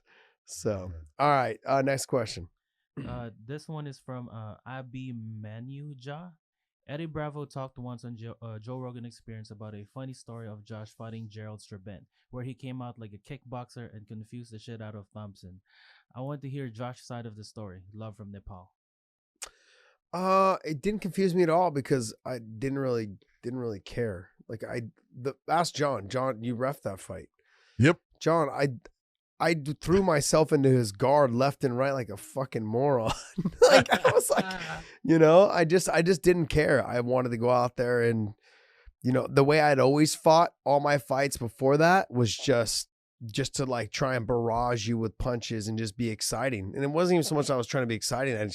I'd only really, honestly, I had 10 fights before that, I think. And a lot of them they're not on SureDog because back then they didn't have the internet. And it was one of those, we literally would just show up to fights and I would fight. But it was one of those, I just showed up, and that's the way I fought. I fought in a lot of street fights as a kid. I was always fighting all the time, and not something I can say I'm proud of, but it was the way I fought in the street was the same way I fought all the beginning portions of my fight. My very first UFC fight, when you guys saw that fight, that's how I fought when I fought in the street. Like it was 100 miles an hour, and I always knew I was in pretty good shape. I ran all the time when I was younger. I loved running cross country. I played a lot of soccer. I knew I was in shape. And I would just fight. The key was to fight longer and harder than somebody else. And in a street fight, it only lasted normally about a minute. So that's why. And the way I fought Gerald Street Bent was the exact same way I fought all my street fights. You know, I mean, it wasn't until after the Street Bent fight that I realized I had to smarten up the way I fought, because even at the end of that fight, I could tell I was starting to slow down already, and we were only 2.5 minutes in. And I was like, oh shit, the adrenaline dump. I was like, man, you know, so a good thing I got him out of there, because I mean, I probably would have recovered fine because I knew I was in phenomenal shape. But the reality of it is that it would have been a shittier fight had it went another 2.5 minutes. That's the reality of it. But I mean, it helped me learn a lot, because my next fight was against Hermes Franca, where I had needed the full 15 minutes, you know, to win the fight, you know. And so, but yeah, it was, I fought reckless, careless, you know, and all those things. And as far as what Eddie said about him coming out being a kickboxer, back then, I didn't have footage on him. Like, we didn't get footage. There was no footage on him. You know what footage I had of him was he competed against Rich Crunkleton in a jiu-jitsu match down in LA, and Rich and him were in the finals, and he ended up tapping Rich, you know. And I was like, okay, well, I can beat Rich on the ground too, so that doesn't say much. But Rich was tough and scrappy, and he made it look easy. And I was like, oh shit, I might have my hands full. Be careful. But I also knew though too that I had trained with a lot of really good jiu-jitsu guys. And as soon as you started punching them, they weren't the same jiu-jitsu guy. And so that's why when I fought him, I said, just if you're going to be in his guard, be active, be busy. He will not be the same guy. And that was the truth, because there was a couple times that he had me dead to rights in an armbar, and I started just hammer fisting him, and he forgot about his armbar, and I just pulled my arms out. And, you know, things have changed a little bit. Guys have gotten better at taking strikes and hitting the submissions. But back then, no. What do you think? If you remember, when Gerald Street Bent came out, he was wearing, if you remember, the Muay Thai headband, the Moncol. Yeah. He had that on, and that was all part of making you think he's a stand-up fighter, so you want to take him down and put him in the world that he believes he can get the win. So I can understand why they did it. When he walked out with that on his head, I was like, what in the hell is he doing? Because I knew Gerald, and I was like, you are no Muay Thai specialist, dude. But whatever. I have a question. Was the guy in his corner, like his Muay Thai coach, was that guy in the movie Bloodsport? Wasn't he the guy that, like, I believe, the yes. Muay Thai guy? Yeah. That's what I thought too. He looked exactly like him, and I think people had said it, but I never confirmed it. No. Yeah, he was in the movie Bloodsport. Yeah, he was the Muay Thai guy in Bloodsport. Yeah. That moved on a couple fights and then the one that, like, kicked me in the ribs. It was one of those funny things. Yeah. Well, everyone gets kicked in the ribs and takes it like yeah, sure, buddy. Sure. It was a weird situation, but like back then there was a lot of things you had to put in perspective in terms of time frame. I didn't really get a whole lot of footage of him. The only footage I ever saw him grappling was against Rich, who had taken a video camera down there that he had stole from his dad's pawn shop in Florida. And so it was like, it was Rich. I can tell you a lot of stories about Rich Crunkleton, Jesus. But that was one of them. So that was it. Next question. Next one is from D Shiznit. Who has the worst tattoo in MMA, and why is it Kevin Lee? Why is it Kevin Lee? It's not Kevin Lee. It's not. You know who it is? It's Brock fucking Lesnar. He's got a big old dick on his chest. It's shaped like a dick at the top too, which is the worst part. It doesn't look like it's not a pointy sword at the top. It's shaped like a dick. It's like, doesn't look good. I'm like, and I like Brock as a wrestler, but you know, I even like him as a fighter. I think he's entertaining, and I love his post-fight interview where he talks about how he's gonna go home and drink Coors Light instead of Bud Light. I loved it. Oh, come on! I thought it was great. But yeah, he's got the worst tattoo. I'm not gonna have that Bud Light. I'm gonna have a Coors Light and go jump on my wife. Yeah, brilliant. I love that. I mean, other than that, I mean, like, I don't really care for Santos. I get it. I don't care for his tattoo. I like him as a fighter. Don't care for his tattoo. Kevin Lee's Whose tattoo? Santos, the one that has the hammer on his chest. Oh, Thiago? No, that's not. I would say, there's a lot of bad ones. Well, there was a guy that had a racist tattoo. He had a KKK racist tattoo on him. Wow, that's just idiotic. That's just being stupid. And he apologized too. He's like, I was young and I just didn't realize. And I was like, I get it, I understand. But there was a kid fighting out of Extreme Couture that had this. It almost looked like a third grade or 3-year-old cat tattooed on him that he allowed someone to tattoo. That was really bad. But I would say, one of the bad ones that was a guy really like. Remember Alan Belcher? Yes. He had Johnny Cash on his arm.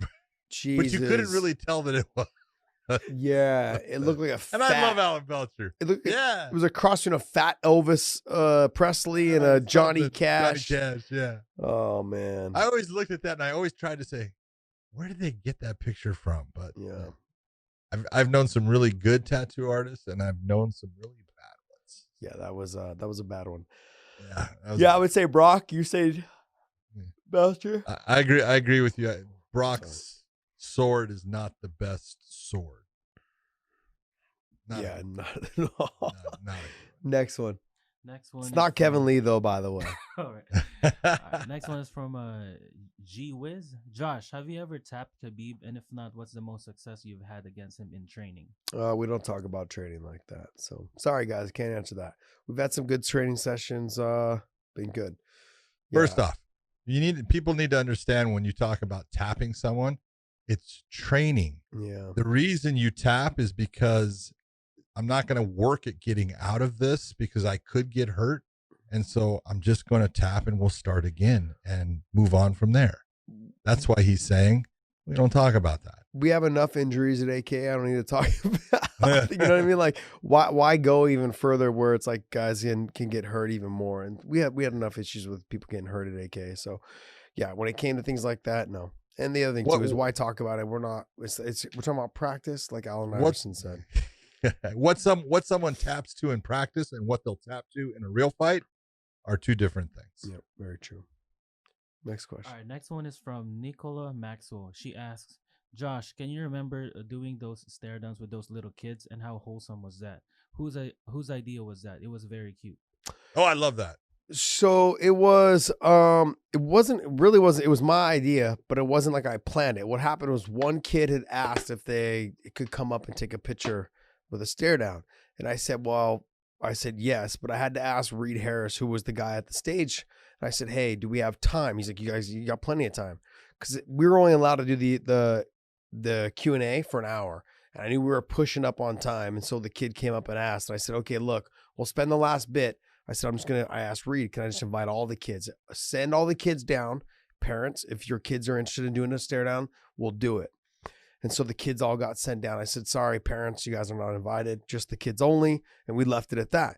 And it just became a thing that we did. Now after that, I did it like 2 more times. I did it at the EA thing, and I did it again at another event for a small little like autograph signing event that the UFC had done. So I had done it for the UA thing with Carlos Condit. I had told Carlos, I said, hey, when we get done doing the Q&A for you and I, do you mind if I invite all the kids down, to do it? He said, no, I would love it. So we did it again up in Vancouver. It was in Vancouver. We did it again there. And we had a great time as well. It was fun. I mean, I've always loved that because those kids still to this day, there's 2 of them now that they're still now to this day, still hit me up and say, hey, every time it gets circulated, the video gets circulated, they say, I still remember this. And one of them is like, hey, I was so scared, and the other one was the one with the shaggy blonde hair. It was like super tough, and he's a lot bigger now. But it's fun. It's a great experience, and I'm glad. And the fact that they still hit me up and let me know that it meant a lot to them means a lot to me. So feel blessed to be part of that, and I'm glad that video is still going around. What do you think, John? Dude, I love that. I think it's anytime that you can do something that makes a kid's day, that makes them have a memory, you've done good. Yeah, it really comes down to like when I was. Well, hold it. A good memory. How's that? A good memory is you've done good. It comes down to like when I was a kid, like my parents, like I was a huge Michael Jackson fan. And my parents would try to always find if he was ever in town. Like we were living in Sacramento when I was real young, when I was a Michael Jackson fan. And he had came one time and they had done so much just to drive me to the park. There was like this huge venue he was going to be at. It was kind of like a big park and that he was going to be driving through. And he kind of like hung his head, like his body waist out of the limo from the back window, that back thing, the sunroof. And I could see him, but I was on my dad's shoulders. I was probably, 50 yards away. He was kind of waving. That was like one of the biggest like memories I remember as a child. And I didn't even get to like shake his hand or get face to face with him or any of that stuff, but it's still one of those memories that I remember. My mom and dad went through a lot just for me to get to that point, because we were extremely poor, man. We spent all morning. My parents drove me there at like 7 a.m. just so I could get close enough. People were there overnight. You know what I mean? So just hoping that he was going to drive past that way. So for kids like that to have the opportunity to come up and get on the stage was just another thing. And their parents to be able to take pictures of them as well. Look, I'm 58 years old. Okay. My dad won the Medal of Valor. And back then when they did it, they would have a day for the Medal of Valor recipients at Dodger Stadium. And I was a huge Dodger fan. I was a little kid, but I was knew all of them. It was, Steve Garvey and Ron Say at third base, Davey Lopes, Bill Russell. Behind the plate was either Joe Ferguson or the new guy, Steve Yeager at the time. And Tommy Lasorda wasn't even the manager. It was a guy named Walter Alston was the manager, and Tommy Lasorda was the coach. But I can remember, my dad took me down into the dugout there, and I was able to meet all them. But I remember the ones that I thought, they gave me zero time. But I remember Tommy Lasorda was the nicest guy in the world to me. And I remember Steve Yeager, the nicest guy in the world, took time. Just, ask questions, I could ask them stuff. They would show me stuff. I'm 58 years old. I still remember that to this day. So that's what you did for those kids. It's cool. It's cool. I mean, like now that they're a lot older, they've reached out to me. They have their own Instagram and they reach out and they say, hey, I still remember this. And, and because I post the video when people post it and they tag me and I repost it. And then those kids they're following me. So keep doing it. Yeah. It's awesome. Great. I love it. Next question. Next question is from Martin Hughes. I want to know if Big John has ever been in a street fight. Who? Big John. Oh, jeez. Who's LAPD? Of course he has. How many? Oh, how many? Oh my God! Look at I'm not proud of everything that I've done in my life. When I was much younger, my dad told me one of the things. He says, "Look, you're going to either end up in jail or putting people in jail. You better figure out which one it is." Because I was always getting in trouble. I loved to fight, and I had friends that loved to fight, and it was, you were fighting people on the street. They don't know how to fight. Let's just be honest, for the most part. So, have I ever been in street fight? I've been in a lot, and it doesn't mean anything. Guys, it's I love. I've had 75-0 as a street fighter. Yeah, you fought 75 bums. Okay. Yeah. So, yes, I have. And I hope to not get in any more. Yeah. I hope I'm smart enough so I don't have to. You could just fall on them like you did me. Dude, I didn't just fall on you. I'd crushed you down, put you in the corner, ground and pound. Squash me dead. That was fun. I was afraid if I took you down, you might break your hip. I had to be jumped off. Oh, dude, it's possible at my age. Oh, next question. Next question is from Savior B. Josh, would you let your kid compete in MMA? No. Like, I think for every parent, they don't want that to happen. He's a liar. I don't think any parent wants their He's kid a liar. I'm telling you right now, Gianni's lying. No, you want to know why? But here's the thing. I was a police officer. I told my kids, don't be police officers. Guess what they became? Okay. And so what you will do, if Josh's son said, this is what I want to do. Yeah. Then Josh would do everything he could to make sure that he did it the right way. Yeah. That he was trained the right way, that he knew what he was doing before he was ever put in any kind of fights, that he had the experience. You never want to tell your kids what they can do or can't, because they're not going to listen to you. Yeah. They're going to do what they want to do. So you're going to end up basically just trying to do what you can to give them the best. So funny you asked this question, because I just had this conversation today when I was picking out a Christmas tree, and someone was asking me, like, if you ever have kids, like, would you let your kids fight? Da, da, da, da. And I'm like, look, it gets to a point where, like, my parents, like my dad didn't want me to fight, but my dad also told me, like, hey, if you're going to fight, I want you to be good at it. And so you got to get, just train, get better at it. So I started jiu-jitsu, I started Muay Thai, I started kickboxing, started trying to box, and I became addicted to it and just was like, hey, whatever, I can make a little bit of money doing this. Okay, let's try it. But it's not even that. It's the other thing is that I think the fact that I have the experience of seeing what it takes to be a fighter, and then it's going to get even tougher to become a top MMA fighter by the time if I was, if my kids were to try and fight. So by then, I will know whether my son or my daughter or whatever would have the goods or not to do it. And so I could be very simple and I could be very upfront with my child and say, hey, if this is what you want to do, I'll do the best I can to train you, and whatever. If I can't do it, then I'll give you to somebody else that can do it, but I'll get you as far as I can. But you can't crush their dreams, but I will crush their dreams at a point though, where like, hey, you're not going to be champion. You have to be honest with your child, especially in the hurt business. If you're talking about tennis and golf and all this other shit, go out there and make money, that's fine. But you're probably never going to win the Masters.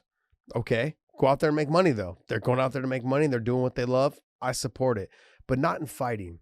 This is not one of those sports where go out there, do what you love. Like I said, when you're done chasing that championship and it's not going to happen, someone needs to tell their kids, this is not the moment. Anderson Silva need to be told. Shogun Rua need to be told. Okay. Tonight, what we saw, Roy Jones and Mike Tyson. I mean, it was fun, but I'm just glad no one got hurt. At 51 and 54 years old, can you imagine if one of them, got hurt, seriously hurt? I mean, I don't think it would have got to that level, but I get nervous about those type of situations, and they're not even my kids. You know what I mean? Like, can you imagine if that's your child? Like, once you know that they can't be champion, that they're not going to be the best, then I would like them to leave that and not do that, and especially in fighting. If it's golf and tennis and basketball, and go out there, keep doing you, keep making money, because I'm reminded every day of when I see my family. None of them wanted me to be a fighter. Even when I was fighting, making $500 and $1,000, even when I was in the UFC, how long are you going to do this? This is just, there's no money, and you're not doing this. I'm like, I was getting told, all the time, you should get a job as a plumber. You should get a real job. Yeah, you should get a job as a plumber. You should become an electrician. My whole family is electricians and plumbers. All of them. They all work for unions. They're like, yeah, the benefits are this, the benefits are that. And I'm like, yeah, hard pass, man. That's not my lifestyle. I don't want that lifestyle, and so you have to support your children no matter what they want to do. You just want to try to support them to make sure that they're the best at what they do. And that's the hardest part, because do they want to listen to your advice or not? So there's a lot of things that I could say and continue to go on about, but like realistically, the fight business is not the business that I would want them to be in, but I'll support them up until the moment where they need to realize that if they're not going to be champion, when there's that championship money at stake, then I'd probably start to dial them back and say, hey, we got to start thinking of what's life after fighting. Just me. And I did that for myself. Why would I not do that for my child? So next question. All right. Big John, tell us about your experience while being a guest on the TV show Friends. I have one thing I want to say. That question's from me, by the way. Yeah. Tell me about the Courtney Cox.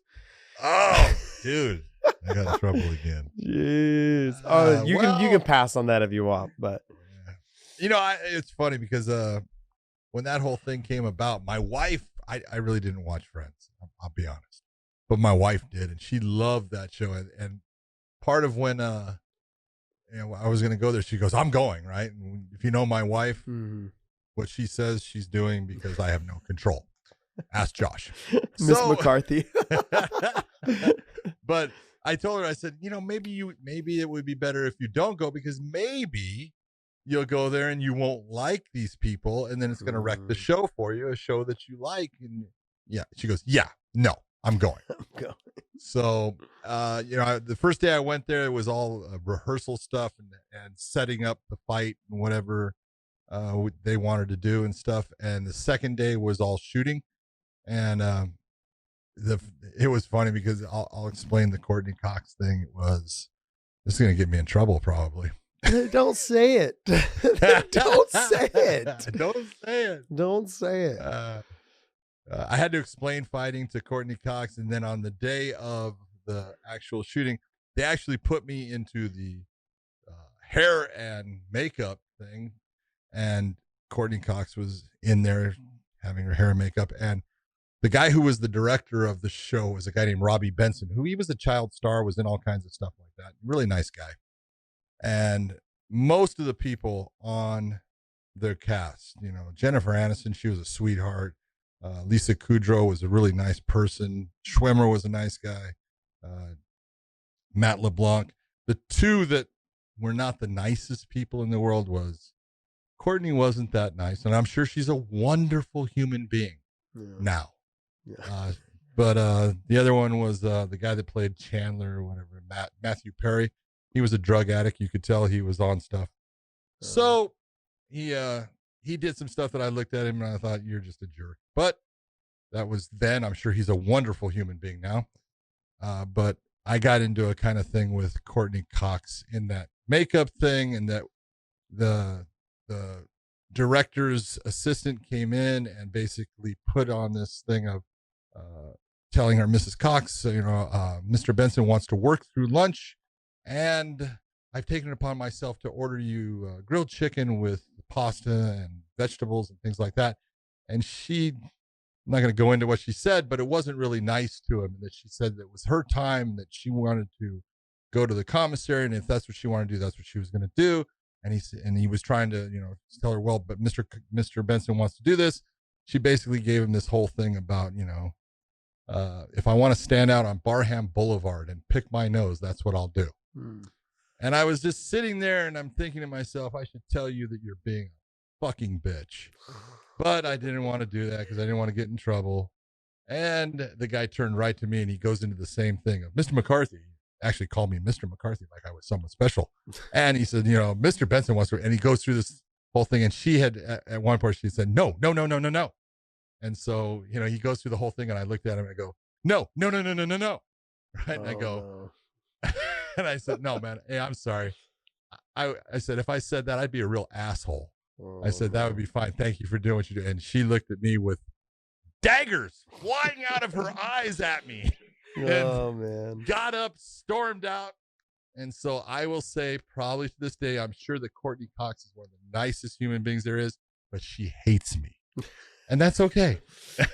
Oh, man. I'm surprised her eyes even move with all that Botox. Oh, dude. I don't think she had that much. I will say, okay, never mind. You see her now? She doesn't even look like the same person. Dude, she didn't look like the same person then. Yeah. She came up to me and I didn't know who it was. Yeah. When I first met her, I was like, who are you? And then I realized, oh my God. Yeah. It's crazy when you see actors and actresses in person. They don't look anything like they do on TV. Like at all. Some of them do, but not all. The first time you saw Courtney Cox was where? When? I saw her, we were doing a Showtime thing for Strike Force, and she just so happened to be like in the same building. I saw her passing. Okay. Just Botox. Just Botox. Yeah. Like her face didn't look like it moved. Like she didn't look the same. Didn't look the same at all. Like you see her on TV, and the other thing as well is, I mean, they're not dressed. There's no makeup. I mean, she had makeup. There's no eyebrows. Yeah, that's the other thing. She had no eyebrows. Yeah. Scared the hell out of me. Yeah, it's common. It's common. They now they just tattoo them on. Oh, I know. Just strange. Next one. Next question is from Francis McNally. What is the best martial art for a 5-year-old to start to learn? Wrestling. Whatever they enjoy. Yeah, that's true. I'm just being honest. If you, as the parent, the kid has got to enjoy. Now, you can push them towards certain things that you think are the best for them, but they have to enjoy it. This has got to be fun. My take on it is this. It's not always martial arts. I look at it as the best thing for kids to get into is swimming and gymnastics. His body awareness for them and using their full body. Like in swimming is a full body workout. Gymnastics is a full body workout, as well as flexibility, hand-eye coordination, like balance. All of those things come into play. Gymnastics and swimming. To me, those are the two things. Like 3 and 4 years old, you should be in those already. You know, just for fun. Like, and the kids love it. They love it. And you put them into like, for me, I put them into wrestling and jiu-jitsu because 99.9% of like all little tussles and stuff end up on the ground when you're a kid, as well as when you're an adult, by the way. Okay. Like you still end up on the ground. They always grab each other because they don't want to get hit and they tussle around. Someone ends up on the ground. You need to learn how to like handle your body awareness when you're on the ground. Jiu-jitsu and wrestling. I lean more towards wrestling to begin with because really it's just takedowns and control and pressure and top control. It's all that. Jiu-jitsu is a lot more like chess, you know, where you put the piece here, put the piece here. It's a lot more complicated for younger kids. And I'm exactly the opposite though. Are you? Yeah. And I say this because of the fact that wrestling is harder. It's harder to do because there's an aspect of it where you're always pushing, where the jiu-jitsu can be fun and it can be relaxing, and it's not that drive that wrestling is. I'll play devil's advocate to that. Go ahead. I will say jiu-jitsu for females and I will say wrestling for boys, because I've learned that girls, because when I teach the girls here, like the 4 or 5 year old, 6 and 7 and 8 year old girls, they are better than all the boys because they put it all together in their brain a lot better than boys do. Wrestling is that harder, like you said, intense grind, like get on your head and just like a little bit more of that bulliness, you know, like the boy. It's a boy. To me, it's that it translates better. But the jiu-jitsu, I have the girls that are 6 and 7 and 8 years old just working the boys over because they pay attention to the detail. They pay attention to the foot on the hip, the swivel of the hips, grabbing the collar in this position versus grabbing the collar in this position, on how much of a difference. Hand and putting it this way instead of grabbing it this way. It's like they pay attention to the details. The young girls pay attention to the details. That's why if you put girls and boys in jiu-jitsu matches up until they're like 8 and 9 years old, the boys will, majority of the girls will win. Like my girls, when I was coaching, I had a lot of girls that were winning Pan Ams and competing against boys, because not just Pan Ams, but other jiu-jitsu tournaments, competing against boys because they're just technically better because they pay attention to all the detail. So I guess you would be correct. Wrestling, I think, is for the boys. Jiu-jitsu at a small age, I would say for the girls. But I think combination wise, I think they're undefeated. If you put the two of those things together, if I was going to teach my kids any martial arts, and the fact that I live in California, which is what my selling point to most parents is that we live in a state where people will sue the shit out of you if your kid hits another kid. So why not just take them down, control the position until the teacher comes to break it up? That's the way I pitch it to their parents, and the parents eat it up. So that way they won't get hurt. Yeah, and that way you don't get sued. Next question. Next question is from Joshua Amaya. What happens to Leon Edwards if he loses? And do you guys think Gaethje could beat Chandler's first UFC fight in January? What was the first question? Oh, Leon Edwards, what happens if he loses? Drops in rankings. That's what happens. I mean, he was supposed to be next in line for a title shot. You are a rocket scientist with that one. Right. That's good. I mean, what do you think is going to happen to him? I mean, like, he's going to drop in the rankings. They're going to try to push him out. I think he hasn't been the easiest person to deal with, from what I understand, during this time.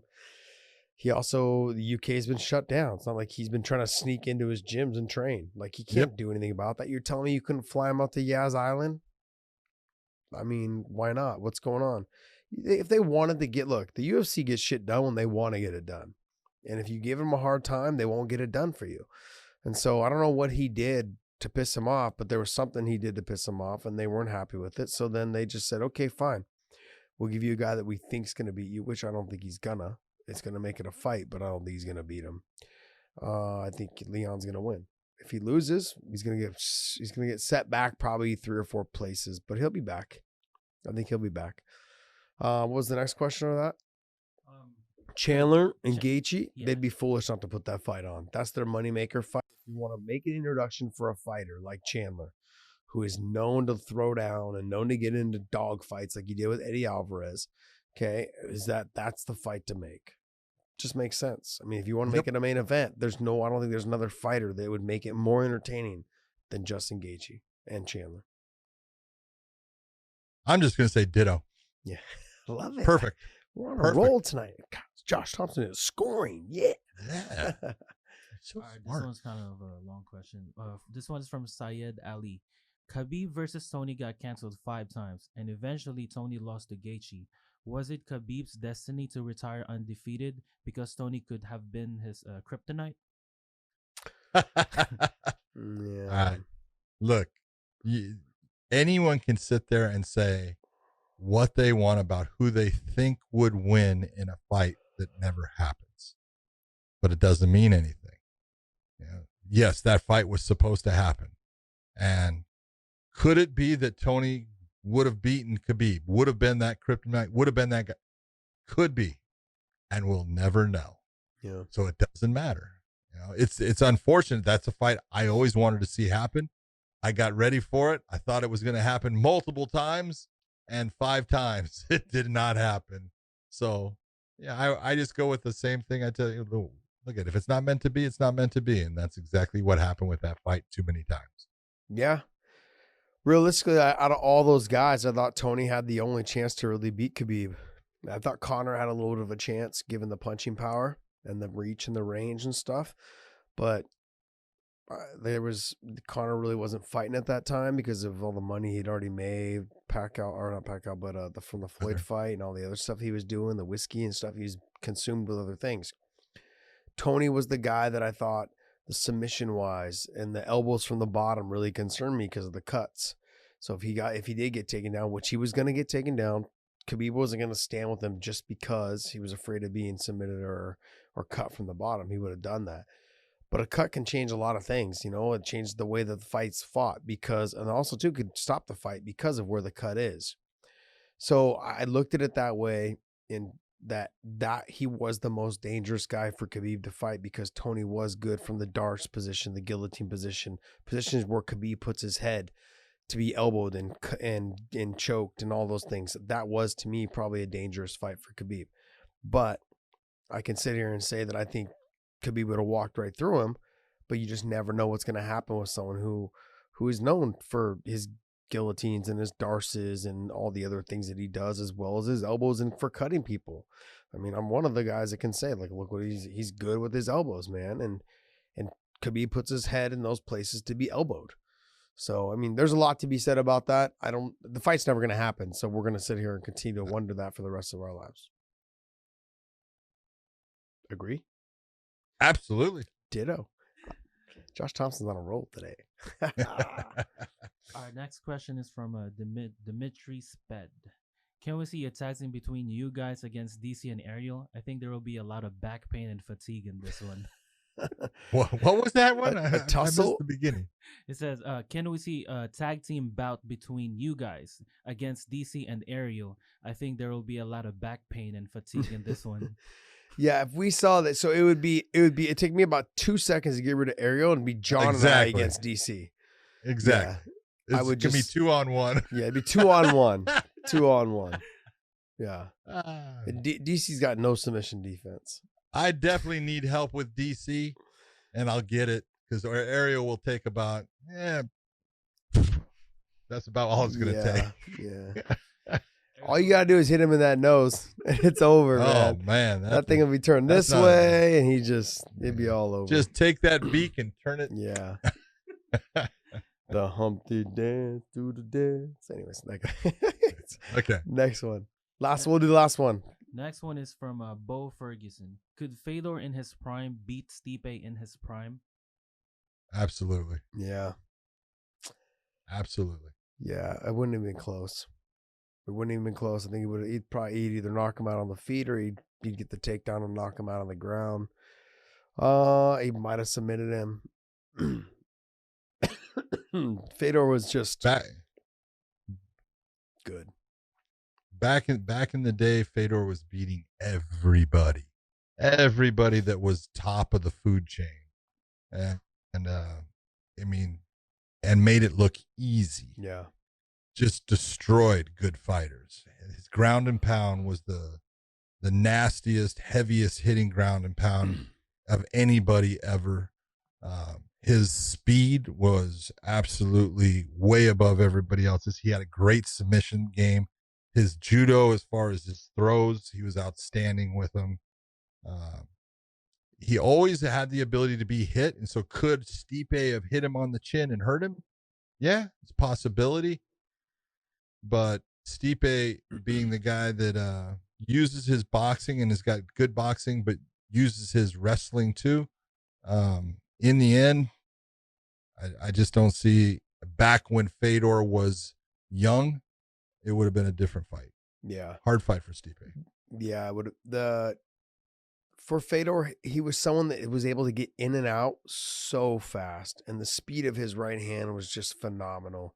And then that led right into the clinch and the trips and the throws and all the stuff. And then if he got on top of you, you weren't getting up. Nope. And he was landing vicious ground and pound. And Stipe doesn't have a chance of subbing him. I mean, he was on the ground with Nogueira multiple times, and he fought almost the whole fight down there and just destroyed Nogueira from the ground and pound position. He's like, look, I'm going to jump into your game and I'm just going to destroy you from there. And he did that. And multiple times. Too many people get caught up into like what we watched tonight. They look at what's happening in the present. Roy Jones gets clipped all the time and knocked out by young fighters. Mike Tyson didn't look the same towards the end of his career. Fedor Emelianenko doesn't look the same now towards the end of his career. No. But in their primes, they were animals. They were savages. Roy Jones was the guy that just would touch everyone and knock everyone out, but couldn't be touched. I mean, he was the Floyd Mayweather before there was a Floyd Mayweather. Do you remember Roy Jones went and did a full basketball game? Because he actually was part of I want to say it was a professional league, but he owned the team. He went and played a full basketball game on the day of his fight. Oh, I didn't know that. That's the kind of stuff that Roy Jones used to do. Roy Jones ate up great fighters. Yeah. You know, James Toney was a phenomenal fighter for how many years and was the middleweight champion. Roy Jones made him look bad. Nobody did that to James Toney. When Roy Jones was at the top of his game, he was unbelievable. Yeah. He was fast. He had power. You couldn't hit him. He just made you look bad. So Tyson. No. Same thing with Tyson, right? In the early part of his career when he was still, 19, 20, 21, 22. I mean, like, he was just crushing dudes, guys that were grown-ass men. He was making them look like they didn't belong in there. Like, what do you mean you're the champion? Let me show you. Boom, boom, boom. I mean, just sometimes you get those fighters that are just that damn good. And, Fedor was one of them. I mean, yep. There's not a lot of them out there, but Fedor Emelianenko was one. Mike Tyson was one. Roy Jones was one. I mean, Mayweather was one. I mean, my knock on Floyd Mayweather is that he always kind of waited to fight the guys when they were kind of on their way out. He is smart. Yeah, he was a smart fighter, not stupid. Yeah, like he made some good moves. He knew that he was the money fight. He knew he was the pretty boy. He knew that he attracted people wanted to see him lose mainly. But there was a ton of people out there that supported the fact that he was the way he was. Always fought on Cinco de Mayo against a Mexican fighter. Yeah, smart, brilliant guy, brilliant game plan. And because he was successful at it, and he made all those really good boxers, those Mexican boxers, look bad. He just touched them, pieced them up. I mean, what he did to Gotti was just. I was like, oh, God, this is. I felt bad for him because after he had earned that title shot and was waiting all those years to fight Floyd Mayweather, thought he was gonna get, he was getting his big fight, his really big fight, and he made him look bad, made him look really bad. So I mean, all of them, all those, there's fighters that come into the world and you just know how good they are, and Fedor is one of them. One more or no?